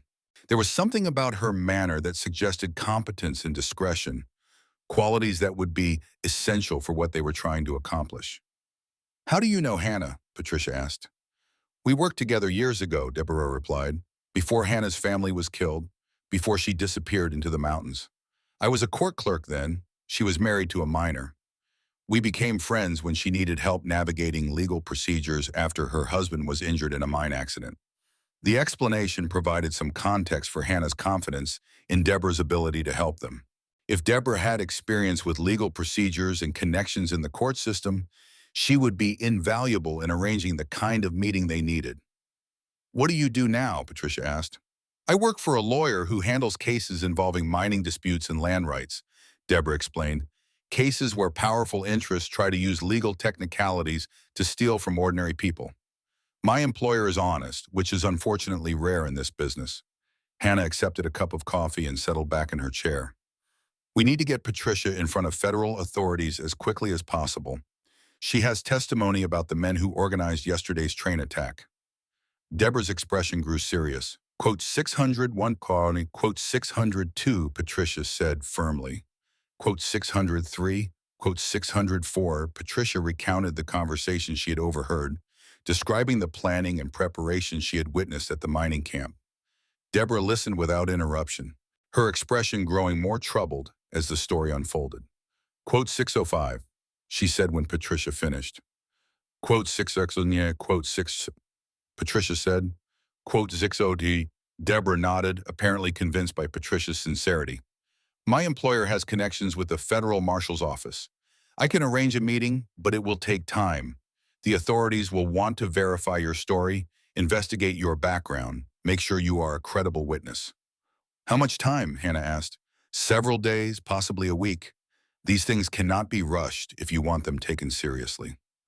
Patricia felt a wave of frustration. Every day of delay gave the criminals more time to cover their tracks and eliminate evidence. But she also understood that approaching the federal authorities required careful preparation if her testimony was going to be effective. "Where can we stay while we wait?" she asked. "Here," Deborah said immediately. "It is not safe for you to be in a hotel or boarding house where you might be recognized. The men you are accusing have resources and connections in this city." The offer of shelter was generous, but Patricia could see the strain it would place on Deborah. Harboring a witness in such a high-profile case would put the woman at considerable risk. "Are you certain?" Patricia asked. "You could be in danger if they discover you are helping us." "I have been in danger before," Deborah replied calmly. "When you work against powerful interests, risk comes with the territory." Hannah stood up, her movements restless and impatient. "I do not like waiting. Every day we delay gives them more opportunities to silence Patricia or discredit her testimony. Rushing will accomplish nothing," Deborah said firmly. "If Patricia's testimony is going to have any impact, it needs to be presented properly, with supporting evidence in corroboration where possible." "What kind of supporting evidence?" Patricia asked. "Physical evidence from the mining camp, testimony from other witnesses, financial records that show the flow of money to support this conspiracy. The more evidence we can gather, the stronger your testimony becomes." Patricia thought about the mining camp she had fled, about the weapons and explosives she had seen, about the other workers who might have witnessed suspicious activities. Most of that evidence would be gone by now, destroyed or moved to prevent discovery. "The camp will have been cleaned up by now," she said. "They would not leave evidence lying around after the attack failed." "Perhaps," Deborah agreed. "But there may be other sources of information, financial records, correspondence, testimony from people who were hired to work on the project." Hannah had been listening to the conversation with growing impatience. "While we sit here talking about evidence and procedures, the men responsible are planning their next move. They will not wait for us to build a perfect legal case." "What do you suggest?" Deborah asked.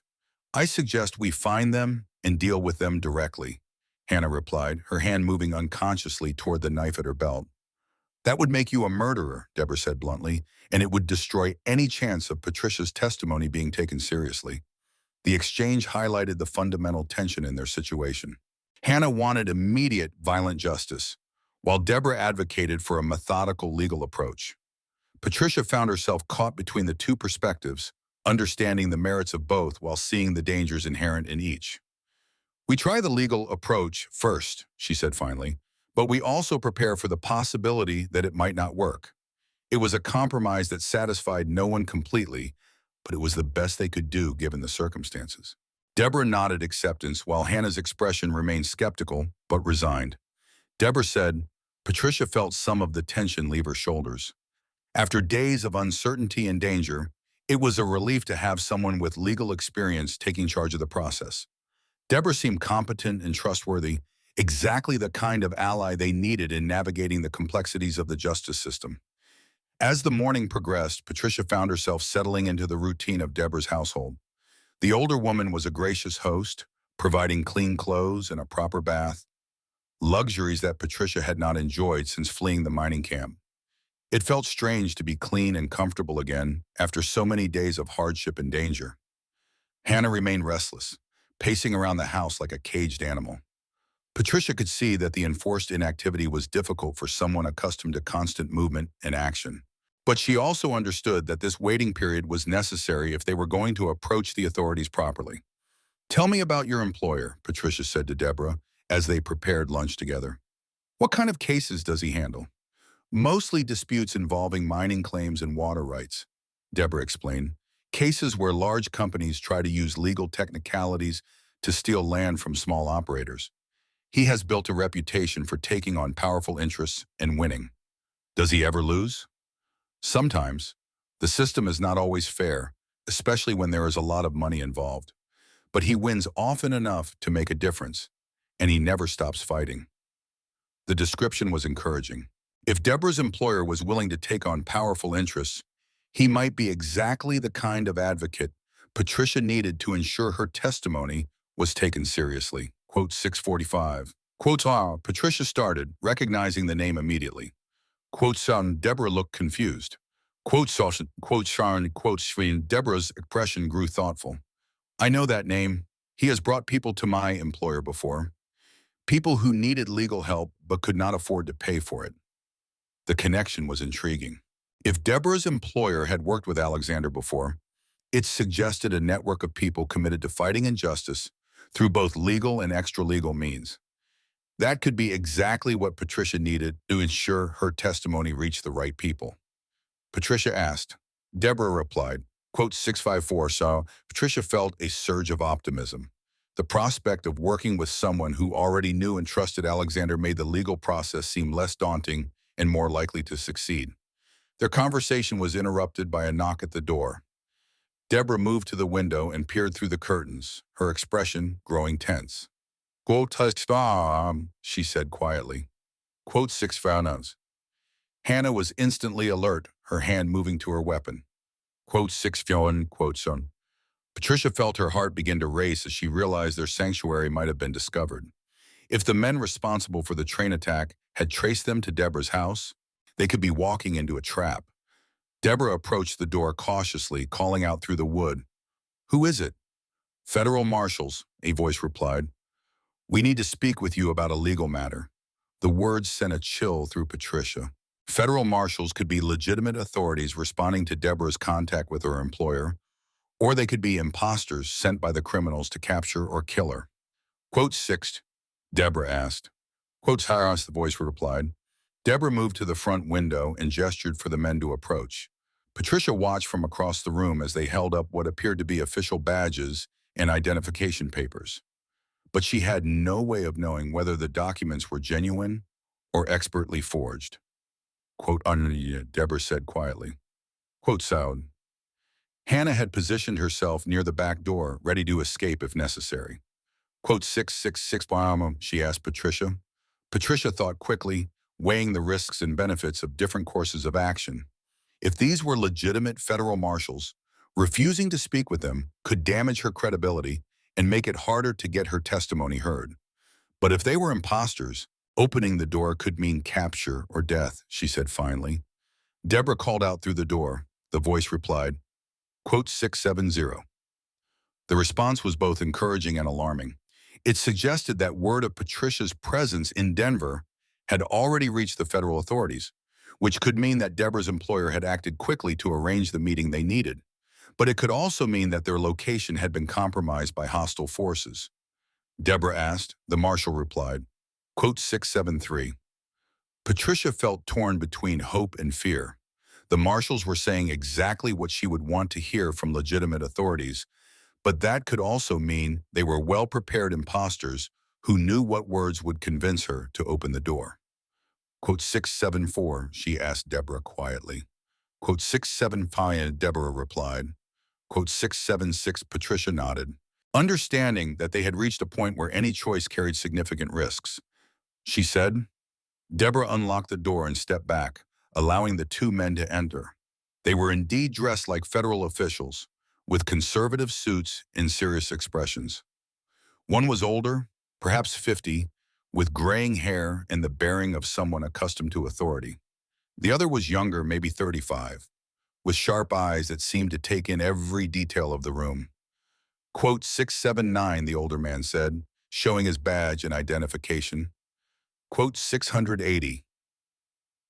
Patricia studied their faces and demeanor, trying to detect any sign of deception or hostile intent. They seemed professional and legitimate, but she knew that skilled criminals could be excellent actors when necessary. She asked carefully. Marshal Carson replied. Quote 683. The response was encouraging.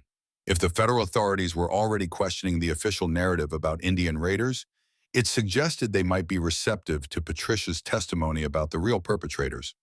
Who gave you those reports? Deborah asked. A lawyer named Jeffrey Green contacted our office this morning, Deputy Marshal Mitchell explained. He indicated that he might have access to a witness who could provide crucial testimony about the attack. Patricia felt a surge of relief. The marshals had indeed been sent by Deborah's employer, which meant they were legitimate authorities rather than criminals in disguise. But she also realized that the rapid response meant word of her presence in Denver was spreading quickly, which could alert hostile forces to her location. She said, stepping forward. Marshal Carson's expression grew more focused. We would very much like to hear what you have to say, Miss Rogers. But first, we need to ensure your safety. There are indications that the people responsible for the attack may be looking for you. The admission confirmed Patricia's fears about the danger she faced in Denver, but it also suggested that the federal authorities were taking the threat seriously and were prepared to provide protection. Hannah asked, speaking for the first time since the marshals had arrived.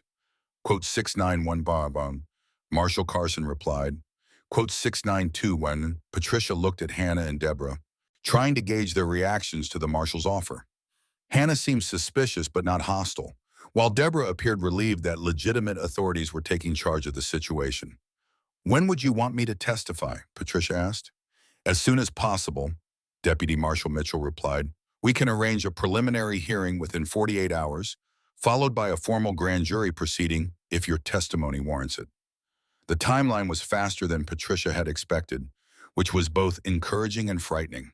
She would not have to wait long to tell her story, but she would also have little time to prepare for what would certainly be the most important and dangerous moment of her life. I am ready to testify, she said firmly, but I want to make sure my testimony will actually accomplish something. If your information is as significant as we believe it might be, Marshal Carson said, it could lead to arrests and prosecutions that will prevent future attacks and bring justice for the victims of yesterday's crime. It was exactly what Patricia had hoped to hear, but she knew that promises made by government officials were not always kept. The test would come when she actually faced the legal system and discovered whether her testimony would be taken seriously or dismissed as the ravings of an unreliable witness. Very well, she said. I will come with you. Hannah stepped forward, her expression tense. I am coming too. That may not be advisable, Marshal Carson said carefully. We understand you have your own history with some of the people involved in this case, Miss Thomas. Your presence could complicate the legal proceedings. The fact that the marshal knew Hannah's identity was both impressive and concerning. It suggested that the federal authorities had done their research quickly and thoroughly, but it also meant that Hannah's reputation for violence had preceded her. I am not leaving Patricia alone with people I do not know, Hannah said firmly. She is under my protection. She will be under federal protection. Deputy Marshal Mitchell pointed out. The safest protection available. Federal protection failed my family, Hannah replied coldly. I prefer to handle things myself. Patricia could see a confrontation developing between Hannah and the marshals, one that could derail the entire process before it even began. She needed to find a way to diffuse the tension while ensuring that Hannah would not interfere with the legal proceedings. Hannah can come, she said quickly, but she has to agree to let the legal process play out without interference. Hannah looked at her sharply. And if the legal process fails, if these men escape justice through corruption or technicalities, then we will deal with that when it happens, Patricia replied, hoping that Hannah would understand the implicit message that other options remained available if the courts failed to act. Marshal Carson studied the exchange between the two women, apparently recognizing the delicate balance of interests involved. Miss Thomas can accompany us, he said finally, but she will need to surrender her weapons and agree to abide by federal authority while Miss Rogers is under our protection. Hannah's hand moved instinctively toward her knife, and for a moment Patricia thought she might refuse the conditions. But after a long pause, she nodded reluctantly. She said, the threat was delivered in a calm, matter-of-fact tone that made it all the more chilling. Patricia could see that the marshals understood they were dealing with someone who would not hesitate to act on her words if she felt betrayed. Quote 719, Marshal Carson said firmly. Quote 720. It was a promise that would be tested in the days to come as Patricia prepared to face the most dangerous and important challenge of her life. But for the first time since fleeing the mining camp, she felt that she might actually succeed in bringing the criminals to justice. As they prepared to leave Deborah's house, Patricia felt a mixture of hope and apprehension about what lay ahead. She was finally going to have her chance to tell her story to people who had the power to act on it. But she was also walking into a situation where the stakes could not be higher, where failure could mean not just her own death, but the continued freedom of men who would not hesitate to kill again. The next phase of her journey was about to begin, and everything she had endured so far had been preparation for the trials that awaited her in the halls of justice. The safe house that the federal marshals provided was a modest two-story building on the outskirts of Denver, surrounded by a high wooden fence and guarded by armed men who maintained constant vigilance. Patricia found herself in a comfortable but windowless room on the second floor, with Hannah occupying the adjacent chamber. The arrangement felt both protective and imprisoning, a necessary precaution that nonetheless reminded her daily of the dangers that still threatened her life. Marshal Carson had been true to his word about moving quickly. Within 24 hours of their arrival, Patricia found herself sitting across from a stern-faced federal prosecutor named James Sullivan, who had traveled from Washington specifically to hear her testimony. The preliminary interview took place in the safe house parlor, with Hannah present despite the obvious discomfort it caused the government officials. Miss Rogers, Prosecutor Sullivan began, adjusting his wire-rimmed spectacles as he reviewed his notes.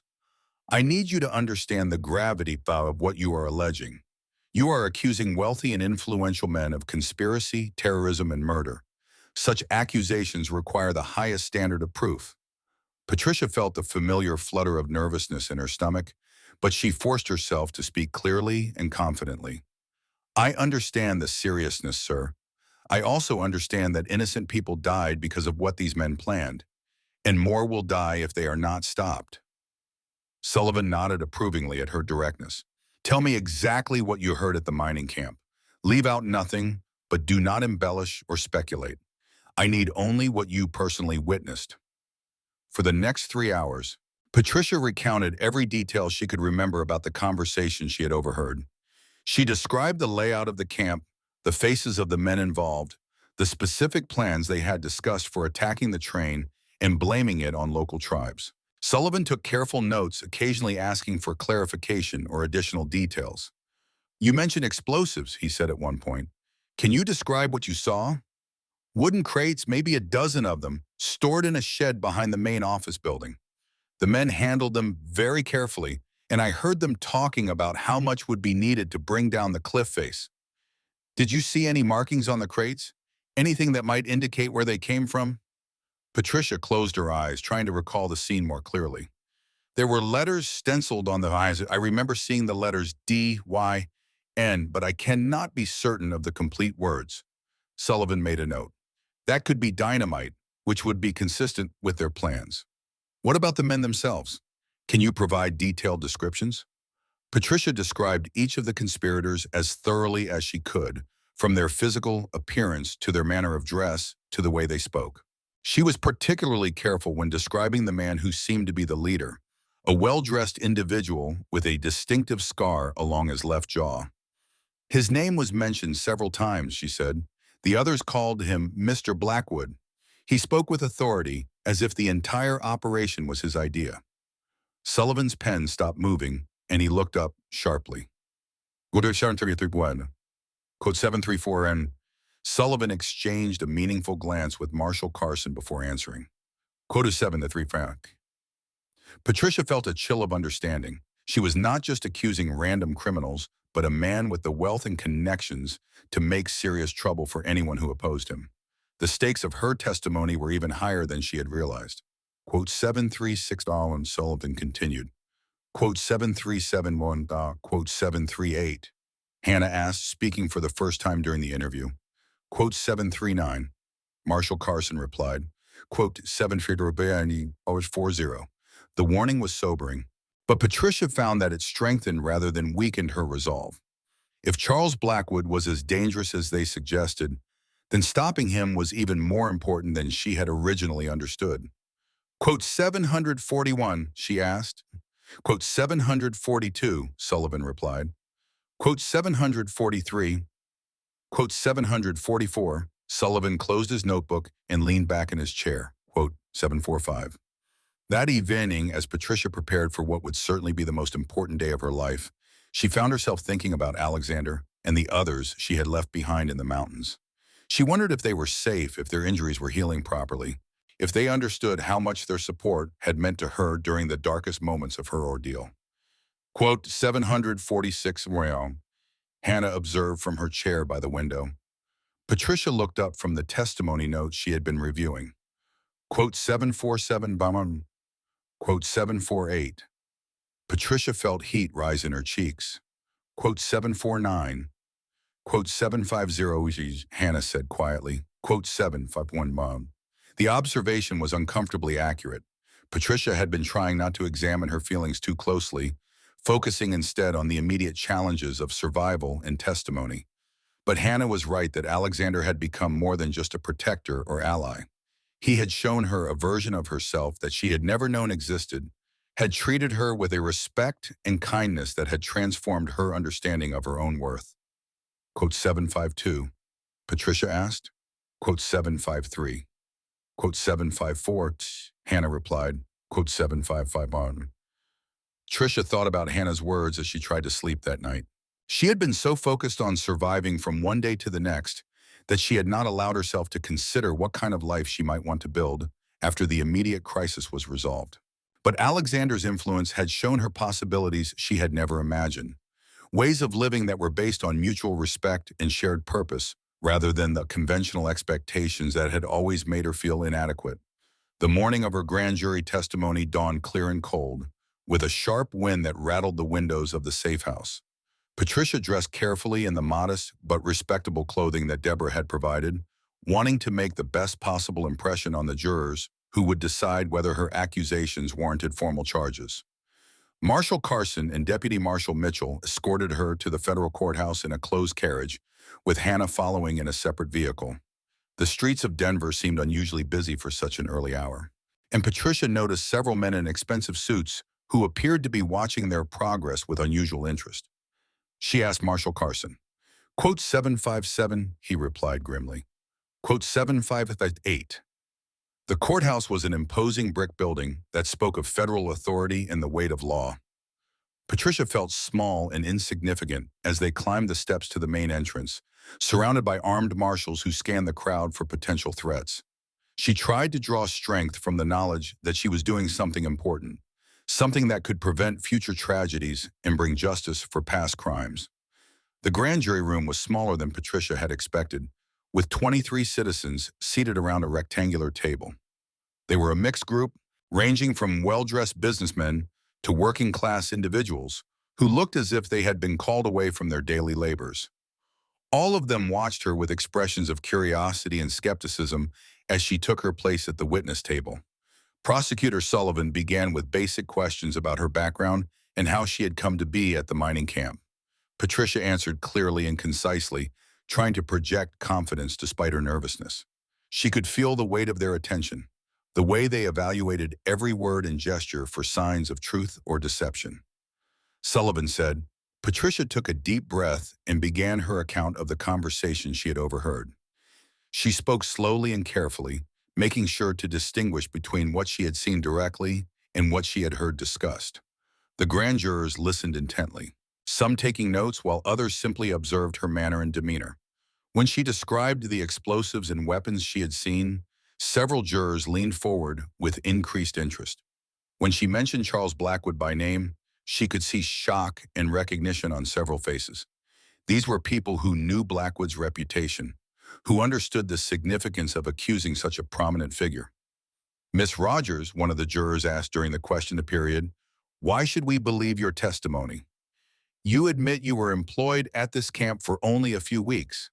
How do we know you are not mistaken about what you heard?" Patricia had expected this question and had prepared her answer carefully. "Sir, I understand your skepticism, but I ask you to consider this. What possible motive would I have for making false accusations against powerful men? I have nothing to gain and everything to lose by coming forward with this testimony." Another juror asked, "What happened after you overheard this conversation? Why did you not report it to local authorities immediately?" "Because I was afraid, sir. These men had just discussed murdering innocent people as if it were a routine business matter. I knew that if they discovered I had overheard their plans, they would kill me without hesitation." "So you fled into the mountains alone?" "Yes, sir. It seemed like the only way to stay alive long enough to warn someone about the attack." The questions continued for another hour, covering every aspect of her story and her credibility as a witness. Patricia answered as honestly as she could, admitting when she was uncertain about details while maintaining confidence in the core facts of what she had witnessed. When the questioning finally ended, Prosecutor Sullivan addressed the grand jury directly. "Ladies and gentlemen, Miss Rogers has provided testimony about a conspiracy that resulted in the deaths of 2 innocent men and could have killed dozens more. Her account is detailed, consistent, and corroborated by physical evidence from the attack site. I ask you to consider whether this testimony warrants formal charges against the individual she has identified." Patricia was escorted from the room while the grand jury deliberated.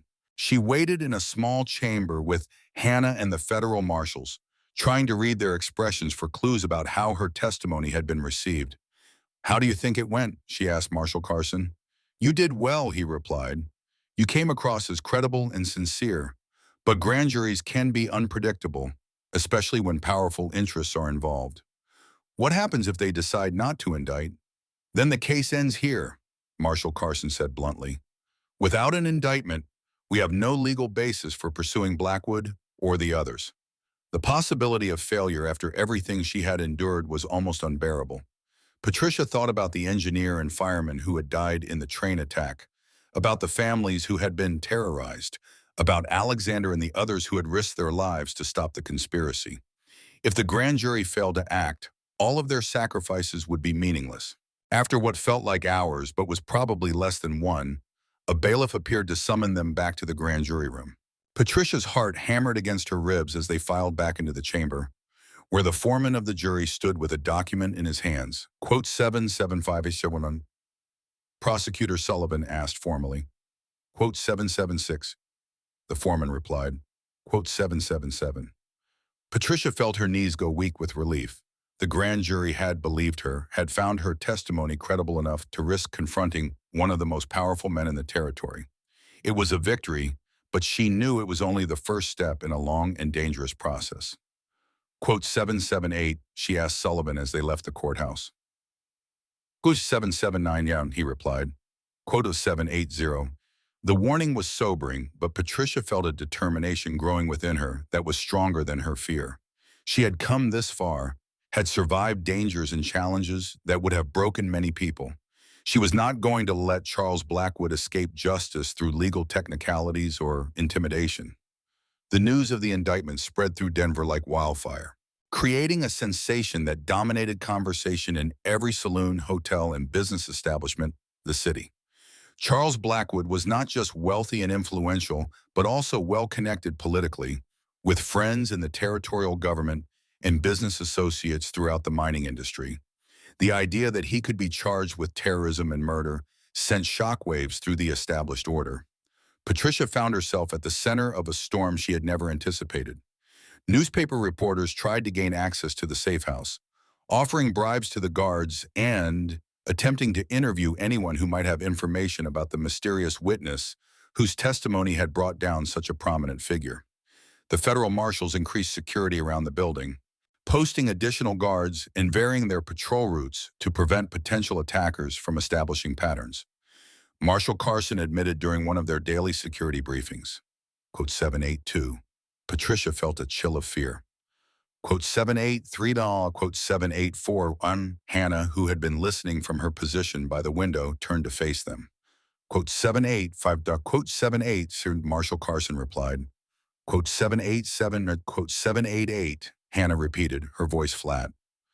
Quote, 789, Patricia understood Hannah's frustration. The delay gave their enemies time to work against them, to find ways to discredit her testimony or eliminate her as a threat entirely. But she also knew that rushing to trial without proper preparation could result in an acquittal that would be even worse than no trial at all. What can we do to strengthen the case? She asked Sullivan, who had become a regular visitor to the safe house.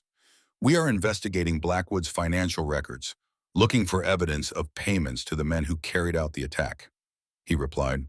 We are also trying to locate other witnesses who might have seen suspicious activities at the mining camp.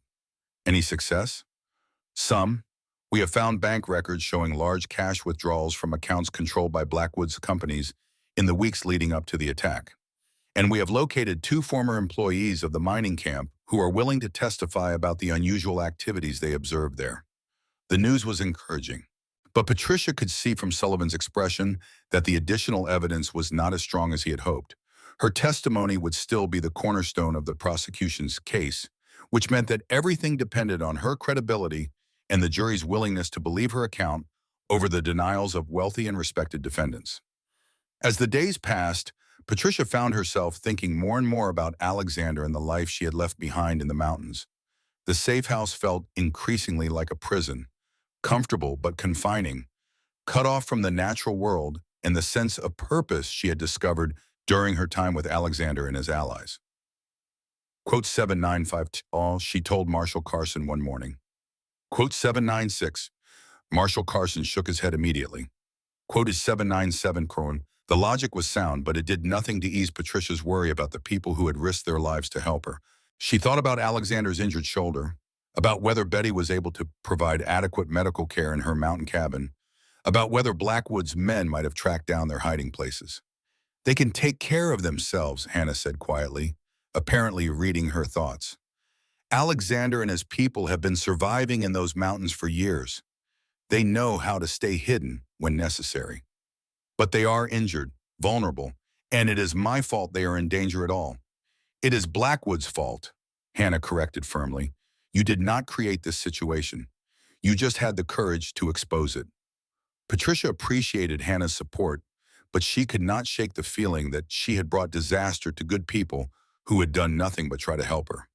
The weight of responsibility pressed down on her like a physical burden, making it difficult to sleep or concentrate on the preparations for trial. Her mood was not improved by the reports that reached them about Blackwood's activities.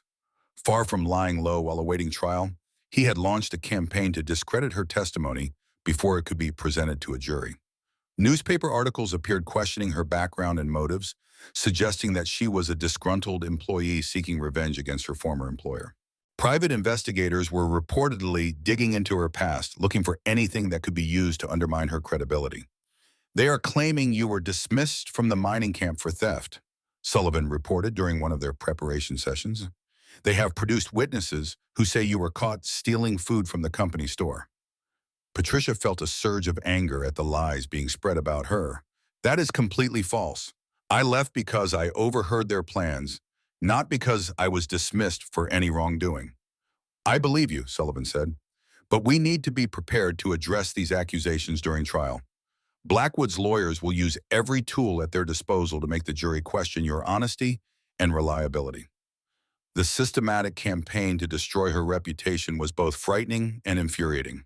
Patricia had never imagined that telling the truth could make her the target of such vicious attacks, that doing the right thing could result in her character being assassinated by people with unlimited resources and no scruples about using them. "Is there anything we can do to fight back?" she asked. "We focus on the facts," Sullivan replied. "We present your testimony clearly and support it with whatever corroborating evidence we can gather. We let the jury see your sincerity and judge for themselves whether you are telling the truth." It was not much of a strategy against opponents with vast wealth and political connections, but Patricia knew it was the best they could do within the constraints of the legal system. She would have to trust that ordinary citizens serving on a jury would be able to see through the lies and manipulation to the truth of what she had witnessed. As the weeks passed, Patricia found herself developing an unexpected friendship with Hannah. Despite their different backgrounds and approaches to justice, they shared a common determination to see Blackwood held accountable for his crimes. Hannah's presence was both comforting and challenging, forcing Patricia to examine her own beliefs about justice and the lengths to which one should go to protect innocent people. Quota 811. Patricia asked one evening as they sat together in the safe house parlor. Quote, Papa's, Hannah replied. Quote, and Hannah said simply. Quote, and Patricia understood the logic of Hannah's position, even as she hoped it would not come to that. The legal system was imperfect, sometimes corrupted by money and influence, but it was still preferable to a world where individuals dispense their own violent justice. What about you? Hannah asked. What will you do when this is over? It was a question Patricia had been avoiding, afraid to think too far ahead when the immediate future was so uncertain. But Hannah's direct approach forced her to confront the reality that she would need to build a new life regardless of how the trial ended. Quote 819, she admitted. Quote 820, quote 821, Hannah suggested. Quote 822. The possibility was tempting, but Patricia was not sure it was realistic. Quote 823, quote 824, Cayenne, Hannah replied, echoing something Alexander had once said.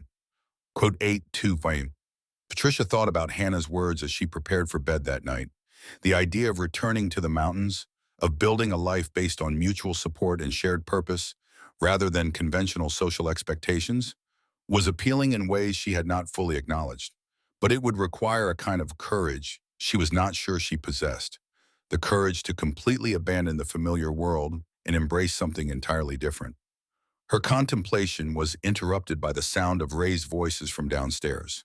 Patricia moved to her door and listened, trying to make out what was happening. She could hear Marshal Carson speaking in urgent tones, followed by the voice of Deputy Marshal Mitchell reporting something that sounded important. A few minutes later, there was a knock on her door. "Miss Rogers," Marshal Carson called, "we need to speak with you immediately." Patricia opened the door to find the marshal's face grim with concern. Carson explained. The news sent a chill through Patricia. If Blackwood's allies were willing to risk a violent confrontation in broad daylight, it suggested a level of desperation that made them even more dangerous. "Where are we going?" she asked. "A federal facility outside the city," Carson replied. "More isolated, but also more defensible. We cannot take any chances with your safety this close to trial." Patricia quickly gathered her few possessions, while Hannah did the same in the adjacent room. The idea of moving to an even more remote location was unsettling, but she understood the necessity. Blackwood's resources and connections made him capable of mounting sophisticated attacks that could overwhelm the security at the current safe house. As they prepared to leave, Patricia found herself thinking about Alexander and wondering what he would do in this situation. Would he trust the federal authorities to protect her, or would he insist on taking personal responsibility for her safety? The thought of his steady presence and quiet confidence made her feel less alone as they prepared to face new dangers. The transfer took place in the pre-dawn darkness, with Patricia and Hannah traveling in separate armored carriages surrounded by armed escorts. The route took them through the outskirts of Denver and into the foothills beyond, following roads that became increasingly rough and isolated as they climbed higher into the mountains. Their destination was a former Army outpost that had been converted into a federal detention facility. The buildings were sturdy stone structures surrounded by high walls and guard towers, designed to keep people in rather than out, but serving equally well for protective custody. Patricia felt a mixture of security and claustrophobia as the heavy gates closed behind them. Quote 834, she asked Marshal Carson as they were shown to their quarters. 835, he replied. Quote 836. The prospect of spending weeks in what amounted to a prison, even a comfortable one, was depressing. But Patricia knew it was necessary if she was going to survive long enough to testify. Blackwood's desperation suggested that he understood how damaging her testimony could be, which made her even more determined to ensure it was heard. The facility was more comfortable than Patricia had expected, with reasonably furnished rooms and adequate food. But the isolation was complete, with no contact allowed with the outside world and no information about what was happening with the case. The waiting became a form of torture, made worse by the knowledge that every day of delay gave Blackwood more time to prepare his defense and plan new attacks. Hannah adapted to the confinement better than Patricia, using the time to maintain her physical conditioning and plan for various contingencies. She seemed to view the facility as a temporary base of operations rather than a prison, a place to prepare for the battles ahead rather than simply endure captivity. You need to use this time to prepare mentally for trial, Hannah advised during one of their daily conversations. Blackwood's lawyers will try to break you down, to make you doubt your own memories and perceptions. You need to be ready for that. Patricia knew Hannah was right, but the psychological preparation was more difficult than she had anticipated. The constant stress and isolation were wearing on her nerves, making her question details that had once seemed crystal clear. She found herself going over her testimony again and again, trying to ensure that every word was accurate and defensible. "What if I make a mistake?" she asked. "What if I say something wrong and give them an opening to discredit everything?" "Then you correct the mistake and continue," Hannah replied firmly. "Perfect testimony is not required. Honest testimony is. The jury will be able to tell the difference between minor errors and deliberate deception." The advice was sound, but Patricia still felt the weight of responsibility pressing down on her. So many people had sacrificed so much to bring her to this point, and the thought of failing them through some error or weakness was almost unbearable. Her anxiety was not helped by the reports that occasionally filtered through from the outside world. Blackwood's lawyers had filed numerous motions attempting to delay the trial and exclude evidence. They had also launched an even more aggressive campaign to discredit her, hiring private investigators and publicists to spread stories about her supposed unreliability and questionable motives. Quote 843 Sullivan reported during one of his visits. Quote 844. The accusation was both absurd and frightening. Patricia had never suffered from mental illness, but she knew that such claims could be difficult to disprove once they were planted in the public mind. Quote 845, she asked. Quote 846, Sullivan explained. Quote 847, It was another battle in a war that seemed to have no end. Another example of how wealth and influence could be used to distort truth and manipulate justice. Patricia felt increasingly like a pawn in a game played by forces far more powerful than herself. But she also knew that backing down would mean letting Blackwood escape accountability for his crimes. The trial of Charles Blackwood began on a cold November morning with snow falling steadily outside the courthouse windows. Patricia had been moved back to Denver the previous evening, transported under heavy guard to a hotel room that had been secured by federal marshals. She had barely slept, her mind racing with thoughts of the testimony she would soon deliver and the attack she would face from Blackwood's defense team. The courthouse was surrounded by crowds of curious onlookers, newspaper reporters, and what appeared to be hired security forces working for various interested parties. Patricia entered through a side door, flanked by marshals and trying to ignore the shouts of questions from reporters who recognized her despite the attempts to keep her identity secret. The courtroom itself was packed with spectators, including several well-dressed individuals who were clearly there to support Blackwood. The defendant himself sat at the defense table looking calm and confident, dressed in an expensive suit and projecting the air of a successful businessman who was being persecuted by overzealous prosecutors. His legal team consisted of three prominent lawyers who had been flown in from San Francisco and New York specifically for this case. Patricia took her place in the witness section, trying to project confidence despite her nervousness. Hannah sat in the gallery behind her, a reassuring presence, even though she was not allowed to communicate during the proceedings. Marshal Carson and Deputy Marshal Mitchell were positioned strategically around the courtroom, watching for any signs of trouble. Judge Harrison Walsh was a stern-faced man in his 60s who had a reputation for running an orderly courtroom and being immune to political pressure.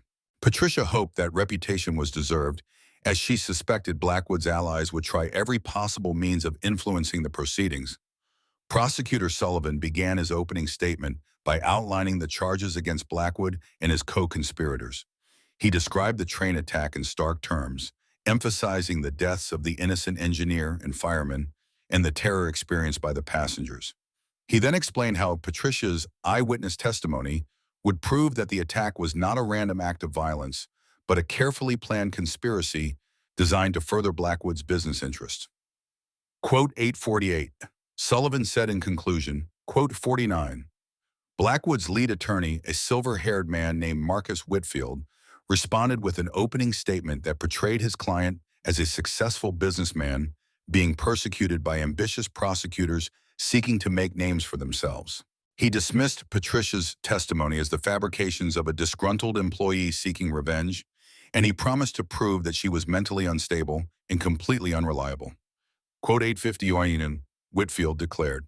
Quote 851, Patricia felt her face burn with anger at the lies being told about her, but she forced herself to remain calm and composed. She had been warned that the defense would attack her character and credibility, and she needed to be ready to respond with dignity and truth. The prosecution's case began with testimony from the survivors of the train attack, who described the horror of the derailment and the bravery of the engineer and firemen who had died trying to save their passengers. Their accounts were powerful and emotional, establishing the human cost of the conspiracy that Patricia would later describe. Next came testimony from federal investigators who had examined the attack site and found evidence of the explosives used to bring down the cliff face. They described the sophisticated planning that had gone into the attack, the careful placement of charges that had been designed to maximize damage while making the attack appear to be the work of raiders rather than trained saboteurs. This was not a random act of violence, testified Agent Robert Hayes. The explosives were placed with precision, the timing was calculated to catch a specific train, and the entire operation showed a level of planning and resources that could only have come from a well-funded organization. The testimony built a strong foundation for Patricia's account, establishing that the attack had indeed been a sophisticated conspiracy rather than a spontaneous act of violence. But she knew that her own testimony would be the crucial moment, the point at which the case would either succeed or fail. When Sullivan called her name, Patricia rose and walked to the witness stand with as much confidence as she could muster. She could feel the weight of every gaze in the courtroom, from the curious spectators to the hostile defense attorneys to the 12 jurors who would ultimately decide Blackwood's fate. Miss Rogers, Sullivan began after she had been sworn in, please tell the jury how you came to be employed at the mining camp operated by Charles Blackwood's company. Patricia recounted her background and the circumstances that had led her to seek employment at the remote mining operation. She spoke clearly and honestly about her financial difficulties and her need for work, establishing that she had no ulterior motive for taking the job. What were your duties at the camp? Sullivan asked. I worked in the kitchen, preparing meals for the miners and cleaning the dining facilities. I also helped with laundry and other domestic tasks as needed. Did you have any conflicts with your supervisors or fellow employees? No, sir. I tried to do my job well and stay out of trouble. I needed the work and could not afford to cause problems. Sullivan then led her through the events of the evening when she had overheard the conspiracy being planned. Patricia described the conversation in careful detail, explaining where she had been, what she had seen, and exactly what she had heard. She spoke slowly and clearly, making sure every word was audible to the jury. Miss Rogers, Sullivan said, the man you have identified as the leader of this conspiracy, the man the others called Mr. Blackwood, do you see him in this courtroom today? Patricia looked directly at the defense table, meeting Charles Blackwood's cold gaze without flinching. Code 862, quote 863, quoted 864 Deert. Sullivan continued his questioning for another hour, covering every detail of Patricia's account and establishing the timeline of events that had led to the train attack. Patricia answered each question clearly and confidently, drawing on the weeks of preparation she had undergone with the prosecution team. When Sullivan finished, defense attorney Whitfield rose for cross-examination. Patricia steeled herself for the attack she knew was coming, reminding herself of Hannah's advice to remain calm and stick to the truth regardless of how aggressively she was questioned. Quote 865, Whitfield began, his tone polite but skeptical. Quote 866 on, quote 867 also, quote 868, quote 869 don't quote 870 wounds, Whitfield repeated. Quote found, quote I done this, quote in Whitfield is said sarcastically. Quote Patricia felt a flash of anger at the lawyer's condescending tone, but she kept her voice level. My hearing is perfectly normal, sir. Is it? Because we have testimony from other employees at the camp that you frequently asked people to repeat themselves, that you seem to have difficulty following conversations. That is not true, Patricia replied firmly. I never had any trouble hearing what was said to me. Whitfield continued his attack for the next 2 hours, questioning every detail of Patricia's account and suggesting alternative explanations for what she claimed to have witnessed. He implied that she was lying for money, that she was mentally unstable, that she had invented the entire story to get revenge on employers who had dismissed her for theft. Quote 879, he said at one point, quote 880, quote 881, quote 882, quote 883, Patricia said, her voice rising slightly with indignation. Quote 884, this cross-examination continued with Whitfield attacking every aspect of Patricia's credibility and character. He suggested that she was a habitual liar, that she had a history of making false accusations against employers, that she was seeking financial gain through her testimony. Patricia answered each accusation calmly and truthfully, but she could see that some of the jurors were beginning to look skeptical. When Whitfield finally finished, Sullivan rose for redirect examination. He gave Patricia the opportunity to clarify her answers and respond to the defense's accusations, allowing her to reaffirm the truth of her testimony and explain the circumstances that had led her to come forward. Quote 880. Sullivan asked, quote 87, quote my seminary. Patricia replied, quote art 882. When Patricia finally stepped down from the witness stand, she felt emotionally drained but relieved that her ordeal was over. She had told her story as clearly and honestly as she could, and now it was up to the jury to decide whether they believed her. The trial continued for another week, with the prosecution presenting additional evidence and witnesses to support Patricia's testimony. They called the 2 former mining camp employees who testified about suspicious activities they had observed, and they presented financial records showing large cash withdrawals from Blackwood's accounts in the weeks before the attack. The defense responded with character witnesses who praised Blackwood's reputation and business practices, and with expert witnesses who questioned the reliability of eyewitness testimony in general. They also called several people who claimed to have known Patricia and who testified that she was dishonest and mentally unstable. Patricia watched the proceedings with growing anxiety, trying to read the jury's reactions and gauge whether they were being persuaded by the defense's attacks on her credibility. Some of the jurors seemed sympathetic to her account, while others appeared skeptical. The outcome seemed far from certain. The closing arguments were passionate affairs, with both sides making their final appeals to the jury. Sullivan emphasized the human cost of Blackwood's conspiracy and the importance of holding powerful people accountable for their crimes. Whitfield portrayed his client as an innocent businessman being persecuted by ambitious prosecutors and unreliable witnesses. Quote 893. Sullivan said in his final statement, quote 894, Whitfield's closing was equally forceful. The prosecution has failed to prove their case beyond a reasonable doubt, he declared. They have relied on the word of a single witness whose credibility has been thoroughly undermined. You cannot convict a man of terrorism and murder based on such flimsy evidence. The jury retired to deliberate, leaving Patricia to wait in an agony of suspense. Everything she had endured, everything Alexander and the others had sacrificed, would be decided by 12 strangers who had listened to weeks of conflicting testimony and legal arguments.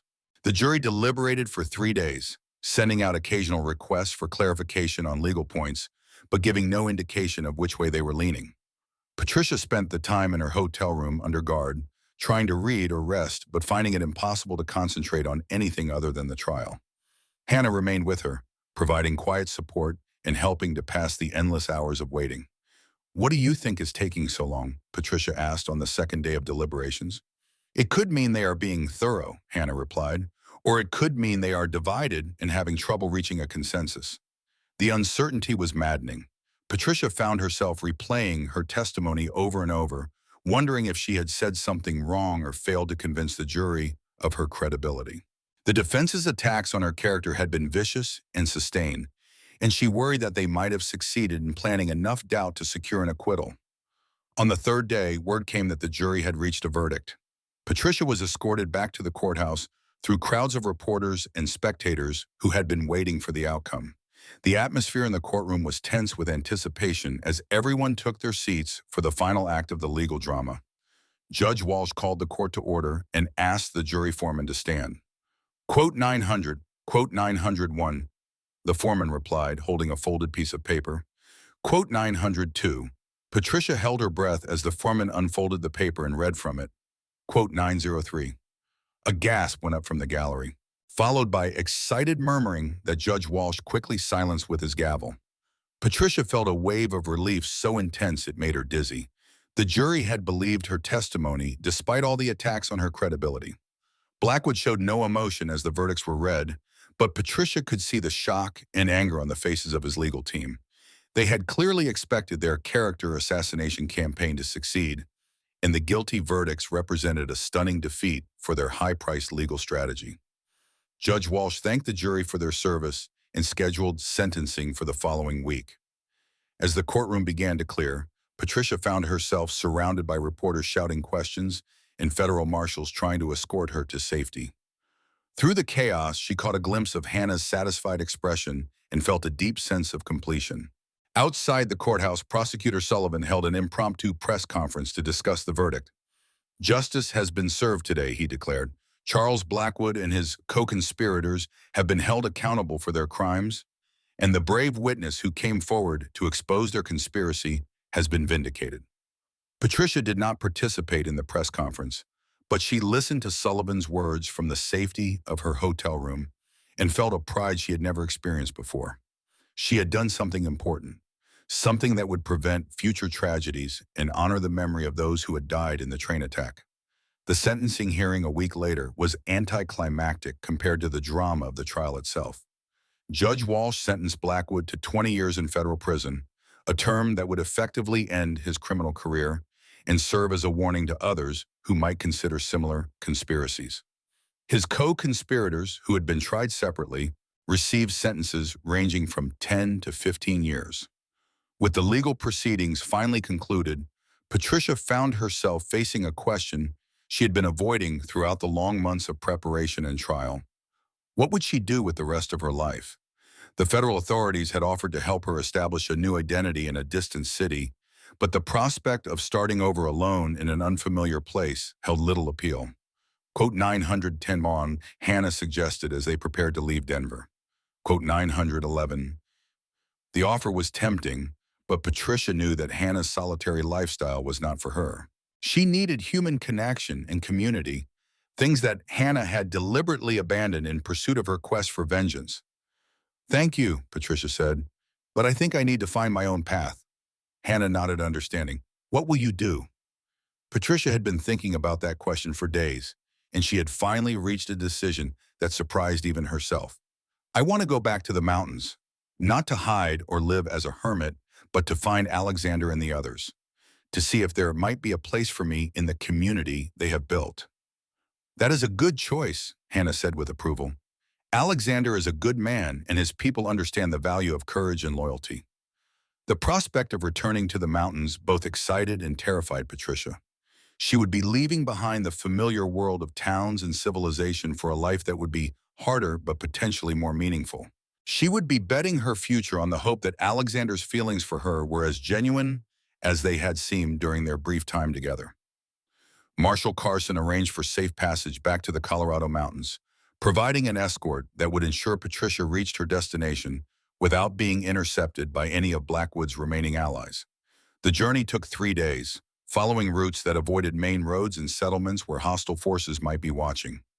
As they climbed higher into the peaks, Patricia felt a sense of coming home that she had never experienced before.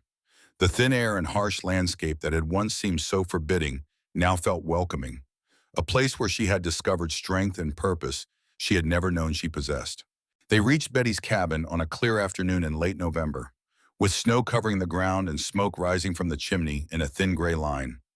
Patricia's heart hammered with nervousness as she approached the door, wondering how she would be received after so many months away. Betty opened the door before Patricia could knock, her weathered face breaking into a smile of genuine delight. "Patricia, we have been so worried about you. Come in, come in. You must be frozen." The cabin was exactly as Patricia remembered it, warm and welcoming, with the smell of cooking food and the crackle of a well-tended fire. Timothy Long was sitting by the hearth, his arm fully healed from the wound he had received during the train attack. He stood up with a grin when he saw Patricia enter. "The famous witness returns," he said warmly. "We heard about the trial on the radio. You did good, Patricia. You did real good." "Where's Alexander?" Patricia asked, looking around the cabin. "Out checking trap lines," Betty replied. "He should be back before dark. He is going to be so happy to see you." Patricia settled into a chair by the fire, accepting a cup of hot coffee and trying to calm her nerves. She had rehearsed what she would say to Alexander during the long journey from Denver, but now that the moment was approaching, all her carefully planned words seemed inadequate. "How is his shoulder?" she asked Betty.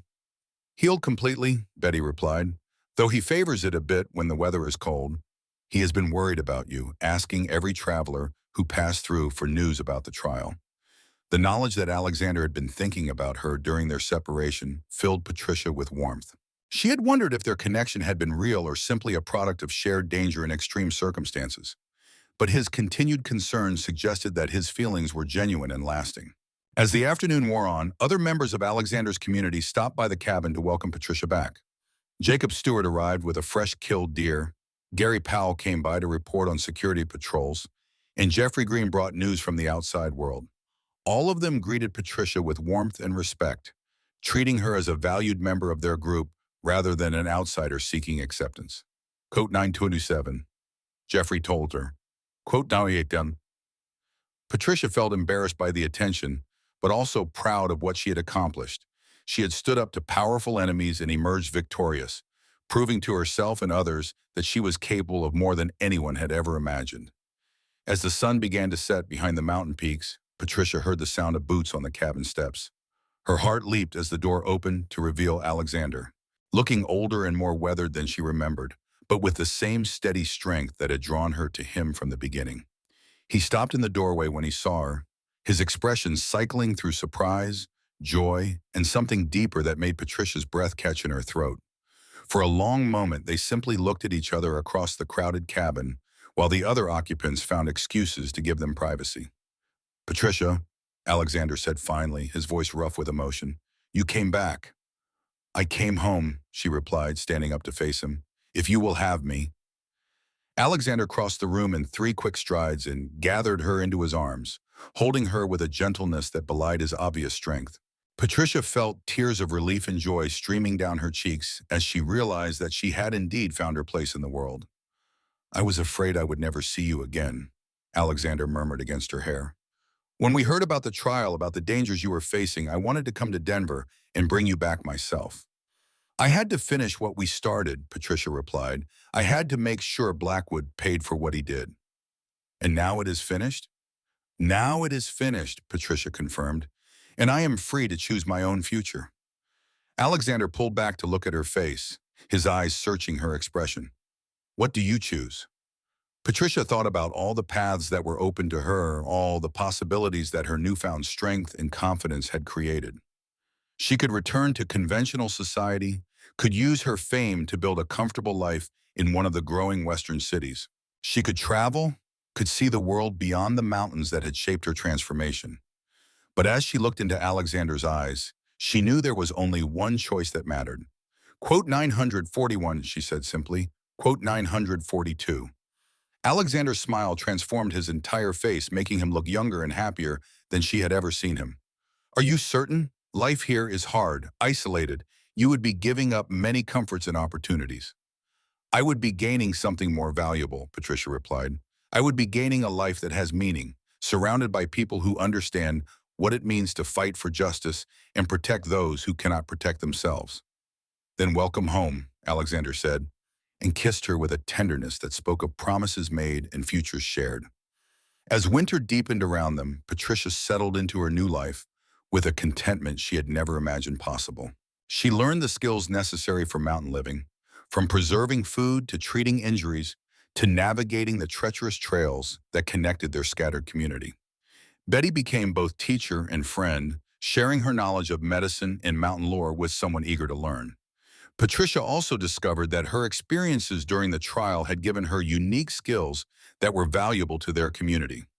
Her understanding of legal procedures and government bureaucracy proved useful when dealing with territorial authorities, and her connections with federal marshals provided a channel for reporting criminal activities that threatened innocent people. Most importantly, she found in Alexander a partner who valued her for exactly who she was. He never tried to change her or make her fit conventional expectations, instead encouraging her to develop her own strengths and pursue her own interests. Together, they built a relationship based on mutual respect and shared purpose, a partnership that grew stronger with each passing season.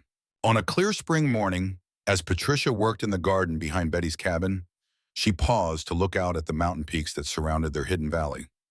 The same landscape that had once seemed so forbidding now felt like home, a place where she had discovered her true self and found the courage to claim the life she wanted. She thought about the frightened woman who had fled the mining camp so many months ago, heavy with self-doubt and convinced of her own inadequacy. That woman had been transformed by hardship and challenge into someone stronger, someone capable of facing danger and making difficult choices. The transformation had not been easy or comfortable, but it had been necessary for her to become the person she was meant to be. Alexander emerged from the cabin behind her, moving with the easy confidence that had first attracted her attention. His shoulder had healed completely, leaving only a faint scar as a reminder of the battle they had fought together. He joined her at the garden fence, following her gaze toward the distant peaks. Quote 947, he asked quietly. Patricia considered the question seriously, thinking about the life she had left behind and the choices that had brought her to this moment. She thought about the comfortable predictability of town life, the social connections and material comforts she had abandoned. But when she weighed those things against what she had gained, there was no contest. Quote 948, she said firmly. Quote 949.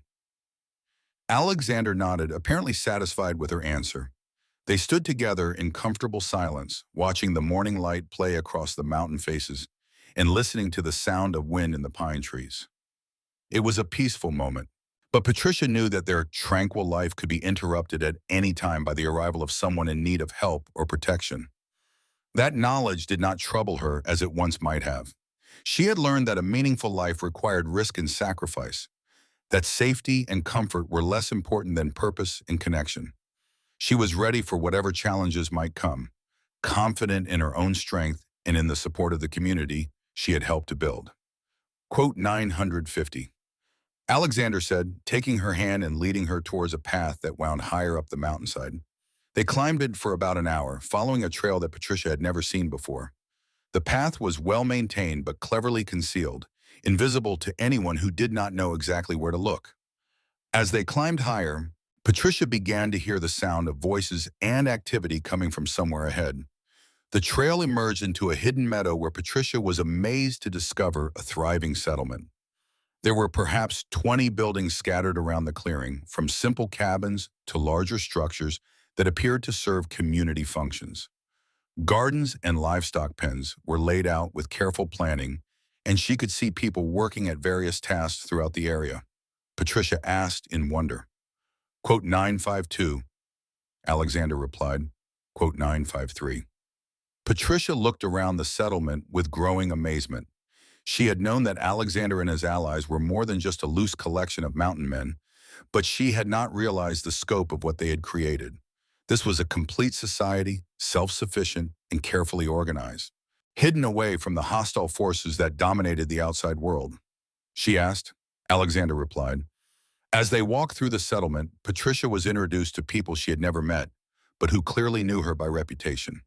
There were miners who had been driven from their claims by powerful interests, farmers whose land had been stolen through legal technicalities, families who had fled violence and persecution in the towns below.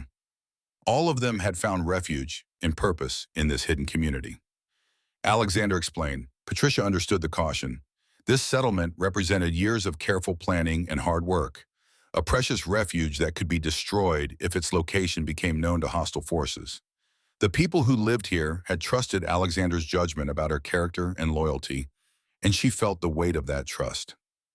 "What is my place in all this?" she asked. "Whatever you want it to be," Alexander replied. "We need teachers for the children, healers to work with Betty, people who understand legal procedures and can help us navigate conflicts with outside authorities. Your skills and experience make you valuable in many different ways." The prospect of contributing to such a community was exciting and daunting. Patricia had never imagined herself as a leader or organizer, but she was beginning to understand that leadership came in many forms. Her experiences with the legal system and federal authorities had given her knowledge that could benefit the entire settlement. As the day progressed, Patricia met more of the community members and learned about their various projects and enterprises. They had established trade relationships with sympathetic merchants in distant towns, selling crafted goods and mountain products in exchange for supplies they could not produce themselves. They had also created an informal network for helping people escape from dangerous situations, providing safe passage and new identities for those who needed to disappear. "It is like an underground railroad," Patricia observed, "but for people fleeing economic persecution instead of slavery." "Exactly," Alexander confirmed. "We have helped dozens of families start new lives, and we have prevented numerous injustices from going unpunished." Patricia thought about her own journey from the mining camp to this hidden settlement, about the network of people who had risked their lives to help her reach safety and deliver her testimony. She was beginning to understand that she had been part of something much larger than a single criminal case, a movement of people committed to fighting injustice wherever they found it. That evening, the community gathered for a welcome celebration in Patricia's honor. There was music and dancing, stories shared around a large bonfire, and food that had been prepared by many hands working together. Patricia found herself at the center of attention, but it was a comfortable kind of attention, the warmth of people who genuinely cared about her well-being. Quote 966, one of the children asked. Quote 967. Patricia looked around the circle of faces illuminated by firelight, seeing curiosity and admiration in their expressions. She had never thought of herself as someone whose story was worth telling, but she was beginning to understand that her experiences had meaning beyond her own personal journey. Quote 968, she said carefully. Quote to 969, Sean. The children listened intently as Patricia recounted her story, emphasizing the courage and sacrifice of the many people who had made her success possible. She spoke about the importance of standing up for what was right, even when it was dangerous or difficult. She talked about how ordinary people could make a difference when they worked together for a common cause. Quote 970, she concluded. Quote 971. As the evening wore on, Patricia found herself thinking about how much her life had changed since that desperate night when she had fled into the mountains. She had been transformed from a frightened woman convinced of her own inadequacy into someone who could stand before a community and speak with confidence about courage and justice. The transformation had not been easy or comfortable. She had faced dangers that would have broken many people, had endured attacks on her character and credibility that had tested her resolve to its limits. But each challenge had made her stronger, had revealed reserves of strength and determination she had never known she possessed. When the celebration finally ended and people began to drift toward their homes, Alexander walked Patricia to the cabin that had been prepared for her. It was small but comfortable, with a fireplace and simple furniture that had been crafted by skilled hands. Most importantly, it was hers, a place where she could build the life she wanted without having to conform to anyone else's expectations. "Thank you," she said to Alexander as they stood on the cabin's small porch. Quote 973. Quote 97. Alexander took her hands in his expression serious in the moonlight. Quote 975, quote 976, quote 977. Patricia thought about his words as she prepared for bed in her new home. She looked at herself in the small mirror above the wash basin and tried to see the changes that others seemed to notice so clearly. She looked the same, perhaps a bit thinner and more weathered from her experiences, but essentially unchanged. But as she studied her reflection more carefully, she began to see what others saw. There was a confidence in her posture that had not been there before, a directness in her gaze that spoke of someone who had faced serious challenges and emerged victorious. She was still the same person she had always been, but she was also someone new, someone who had discovered her own worth and refused to let others define her value. Over the following weeks, Patricia settled into the rhythm of life in the hidden settlement. She began teaching the children, sharing her knowledge of reading and writing and basic arithmetic. She also worked with Betty to establish a more formal medical clinic, using her organizational skills to create systems for maintaining supplies and records. Most importantly, she found herself taking on a role as liaison with the outside world. Her connections with federal authorities and her understanding of legal procedures made her valuable when the community needed to deal with territorial officials or report criminal activities. She discovered that she had a talent for diplomacy, for finding ways to work within the system while protecting the community's interests. "You have become quite the politician," Alexander observed one evening as they walked together through the settlement. "I prefer to think of myself as a translator," Patricia replied. "I help people understand each other, find common ground where it exists. And when it does not exist, then we find other ways to protect ourselves and the people who depend on us." Alexander smiled at her answer, apparently pleased with how she had adapted to her new role. Patricia had discovered that leadership was not about commanding others, but about serving them, using whatever skills and knowledge she possessed to benefit the common good. As spring turned to summer, Patricia found herself thinking less and less about the life she had left behind. The settlement had become home in a way that nowhere else ever had, a place where she was valued for her contributions rather than judged for her appearance or background. She had found not just safety, but purpose, not just acceptance, but genuine belonging. The relationship with Alexander had also deepened and matured, growing from the intense connection forged in crisis into something more stable and lasting. They had learned to work together as partners, complementing each other's strengths and supporting each other through difficulties. Patricia had never imagined that such a partnership was possible, had always assumed that she would be too much trouble for any man to want as a permanent companion. Quote 983. Alexander said one evening as they sat together watching the sunset paint the mountain peaks in shades of gold and crimson. Quote 984, quote 985. Patricia felt her heart begin to race, sensing that Alexander was approaching a subject they had not yet discussed directly. Quote nation, quote nation, and Alexander replied, turning to face her. Quote, Junaid 8, the proposal was characteristically direct and honest, without flowery speeches or elaborate gestures. Patricia appreciated that Alexander understood her well enough to know that she would prefer sincerity to romance. Substance to style. Quote Marno, she asked. Quote denies. Quote Simon, Alexander replied firmly. Quote design. Patricia felt tears prick at her eyes as she realized that Alexander was offering her exactly what she had never dared to hope for. Not just marriage, but partnership. Not just acceptance, but celebration of who she truly was. Quote 993, she said simply. Quote 994. They were married a month later in a simple ceremony attended by the entire settlement. Patricia wore a dress that Betty had sewn for the occasion, simple but elegant, made from fabric that had been traded from a merchant in a distant town. Alexander wore his best clothes, cleaned and mended for the special day. The ceremony was conducted by Jeffrey Green, who had been ordained as a minister years earlier and who spoke about the importance of partnership and mutual support in building a life together. There were no elaborate vows or formal rituals, just two people promising to stand together through whatever challenges the future might bring. As Patricia looked around at the faces of the people who had become her family, she felt a contentment that went deeper than happiness. She had found her place in the world, had discovered that she was capable of more than anyone had ever imagined. Most importantly, she had learned that worth was not determined by other people's opinions, but by one's own actions and choices. The celebration that followed the ceremony was joyous but simple, with music and dancing and food prepared by the entire community. Patricia found herself at the center of attention once again, but this time it felt natural and comfortable. These people had seen her at her worst and her best, had accepted her completely for who she was. As the evening wore on and the celebration began to wind down, Patricia found herself thinking about the journey that had brought her to this moment. She thought about the frightened woman who had fled into the mountains, convinced that she was too heavy to carry, too much trouble to be worth saving.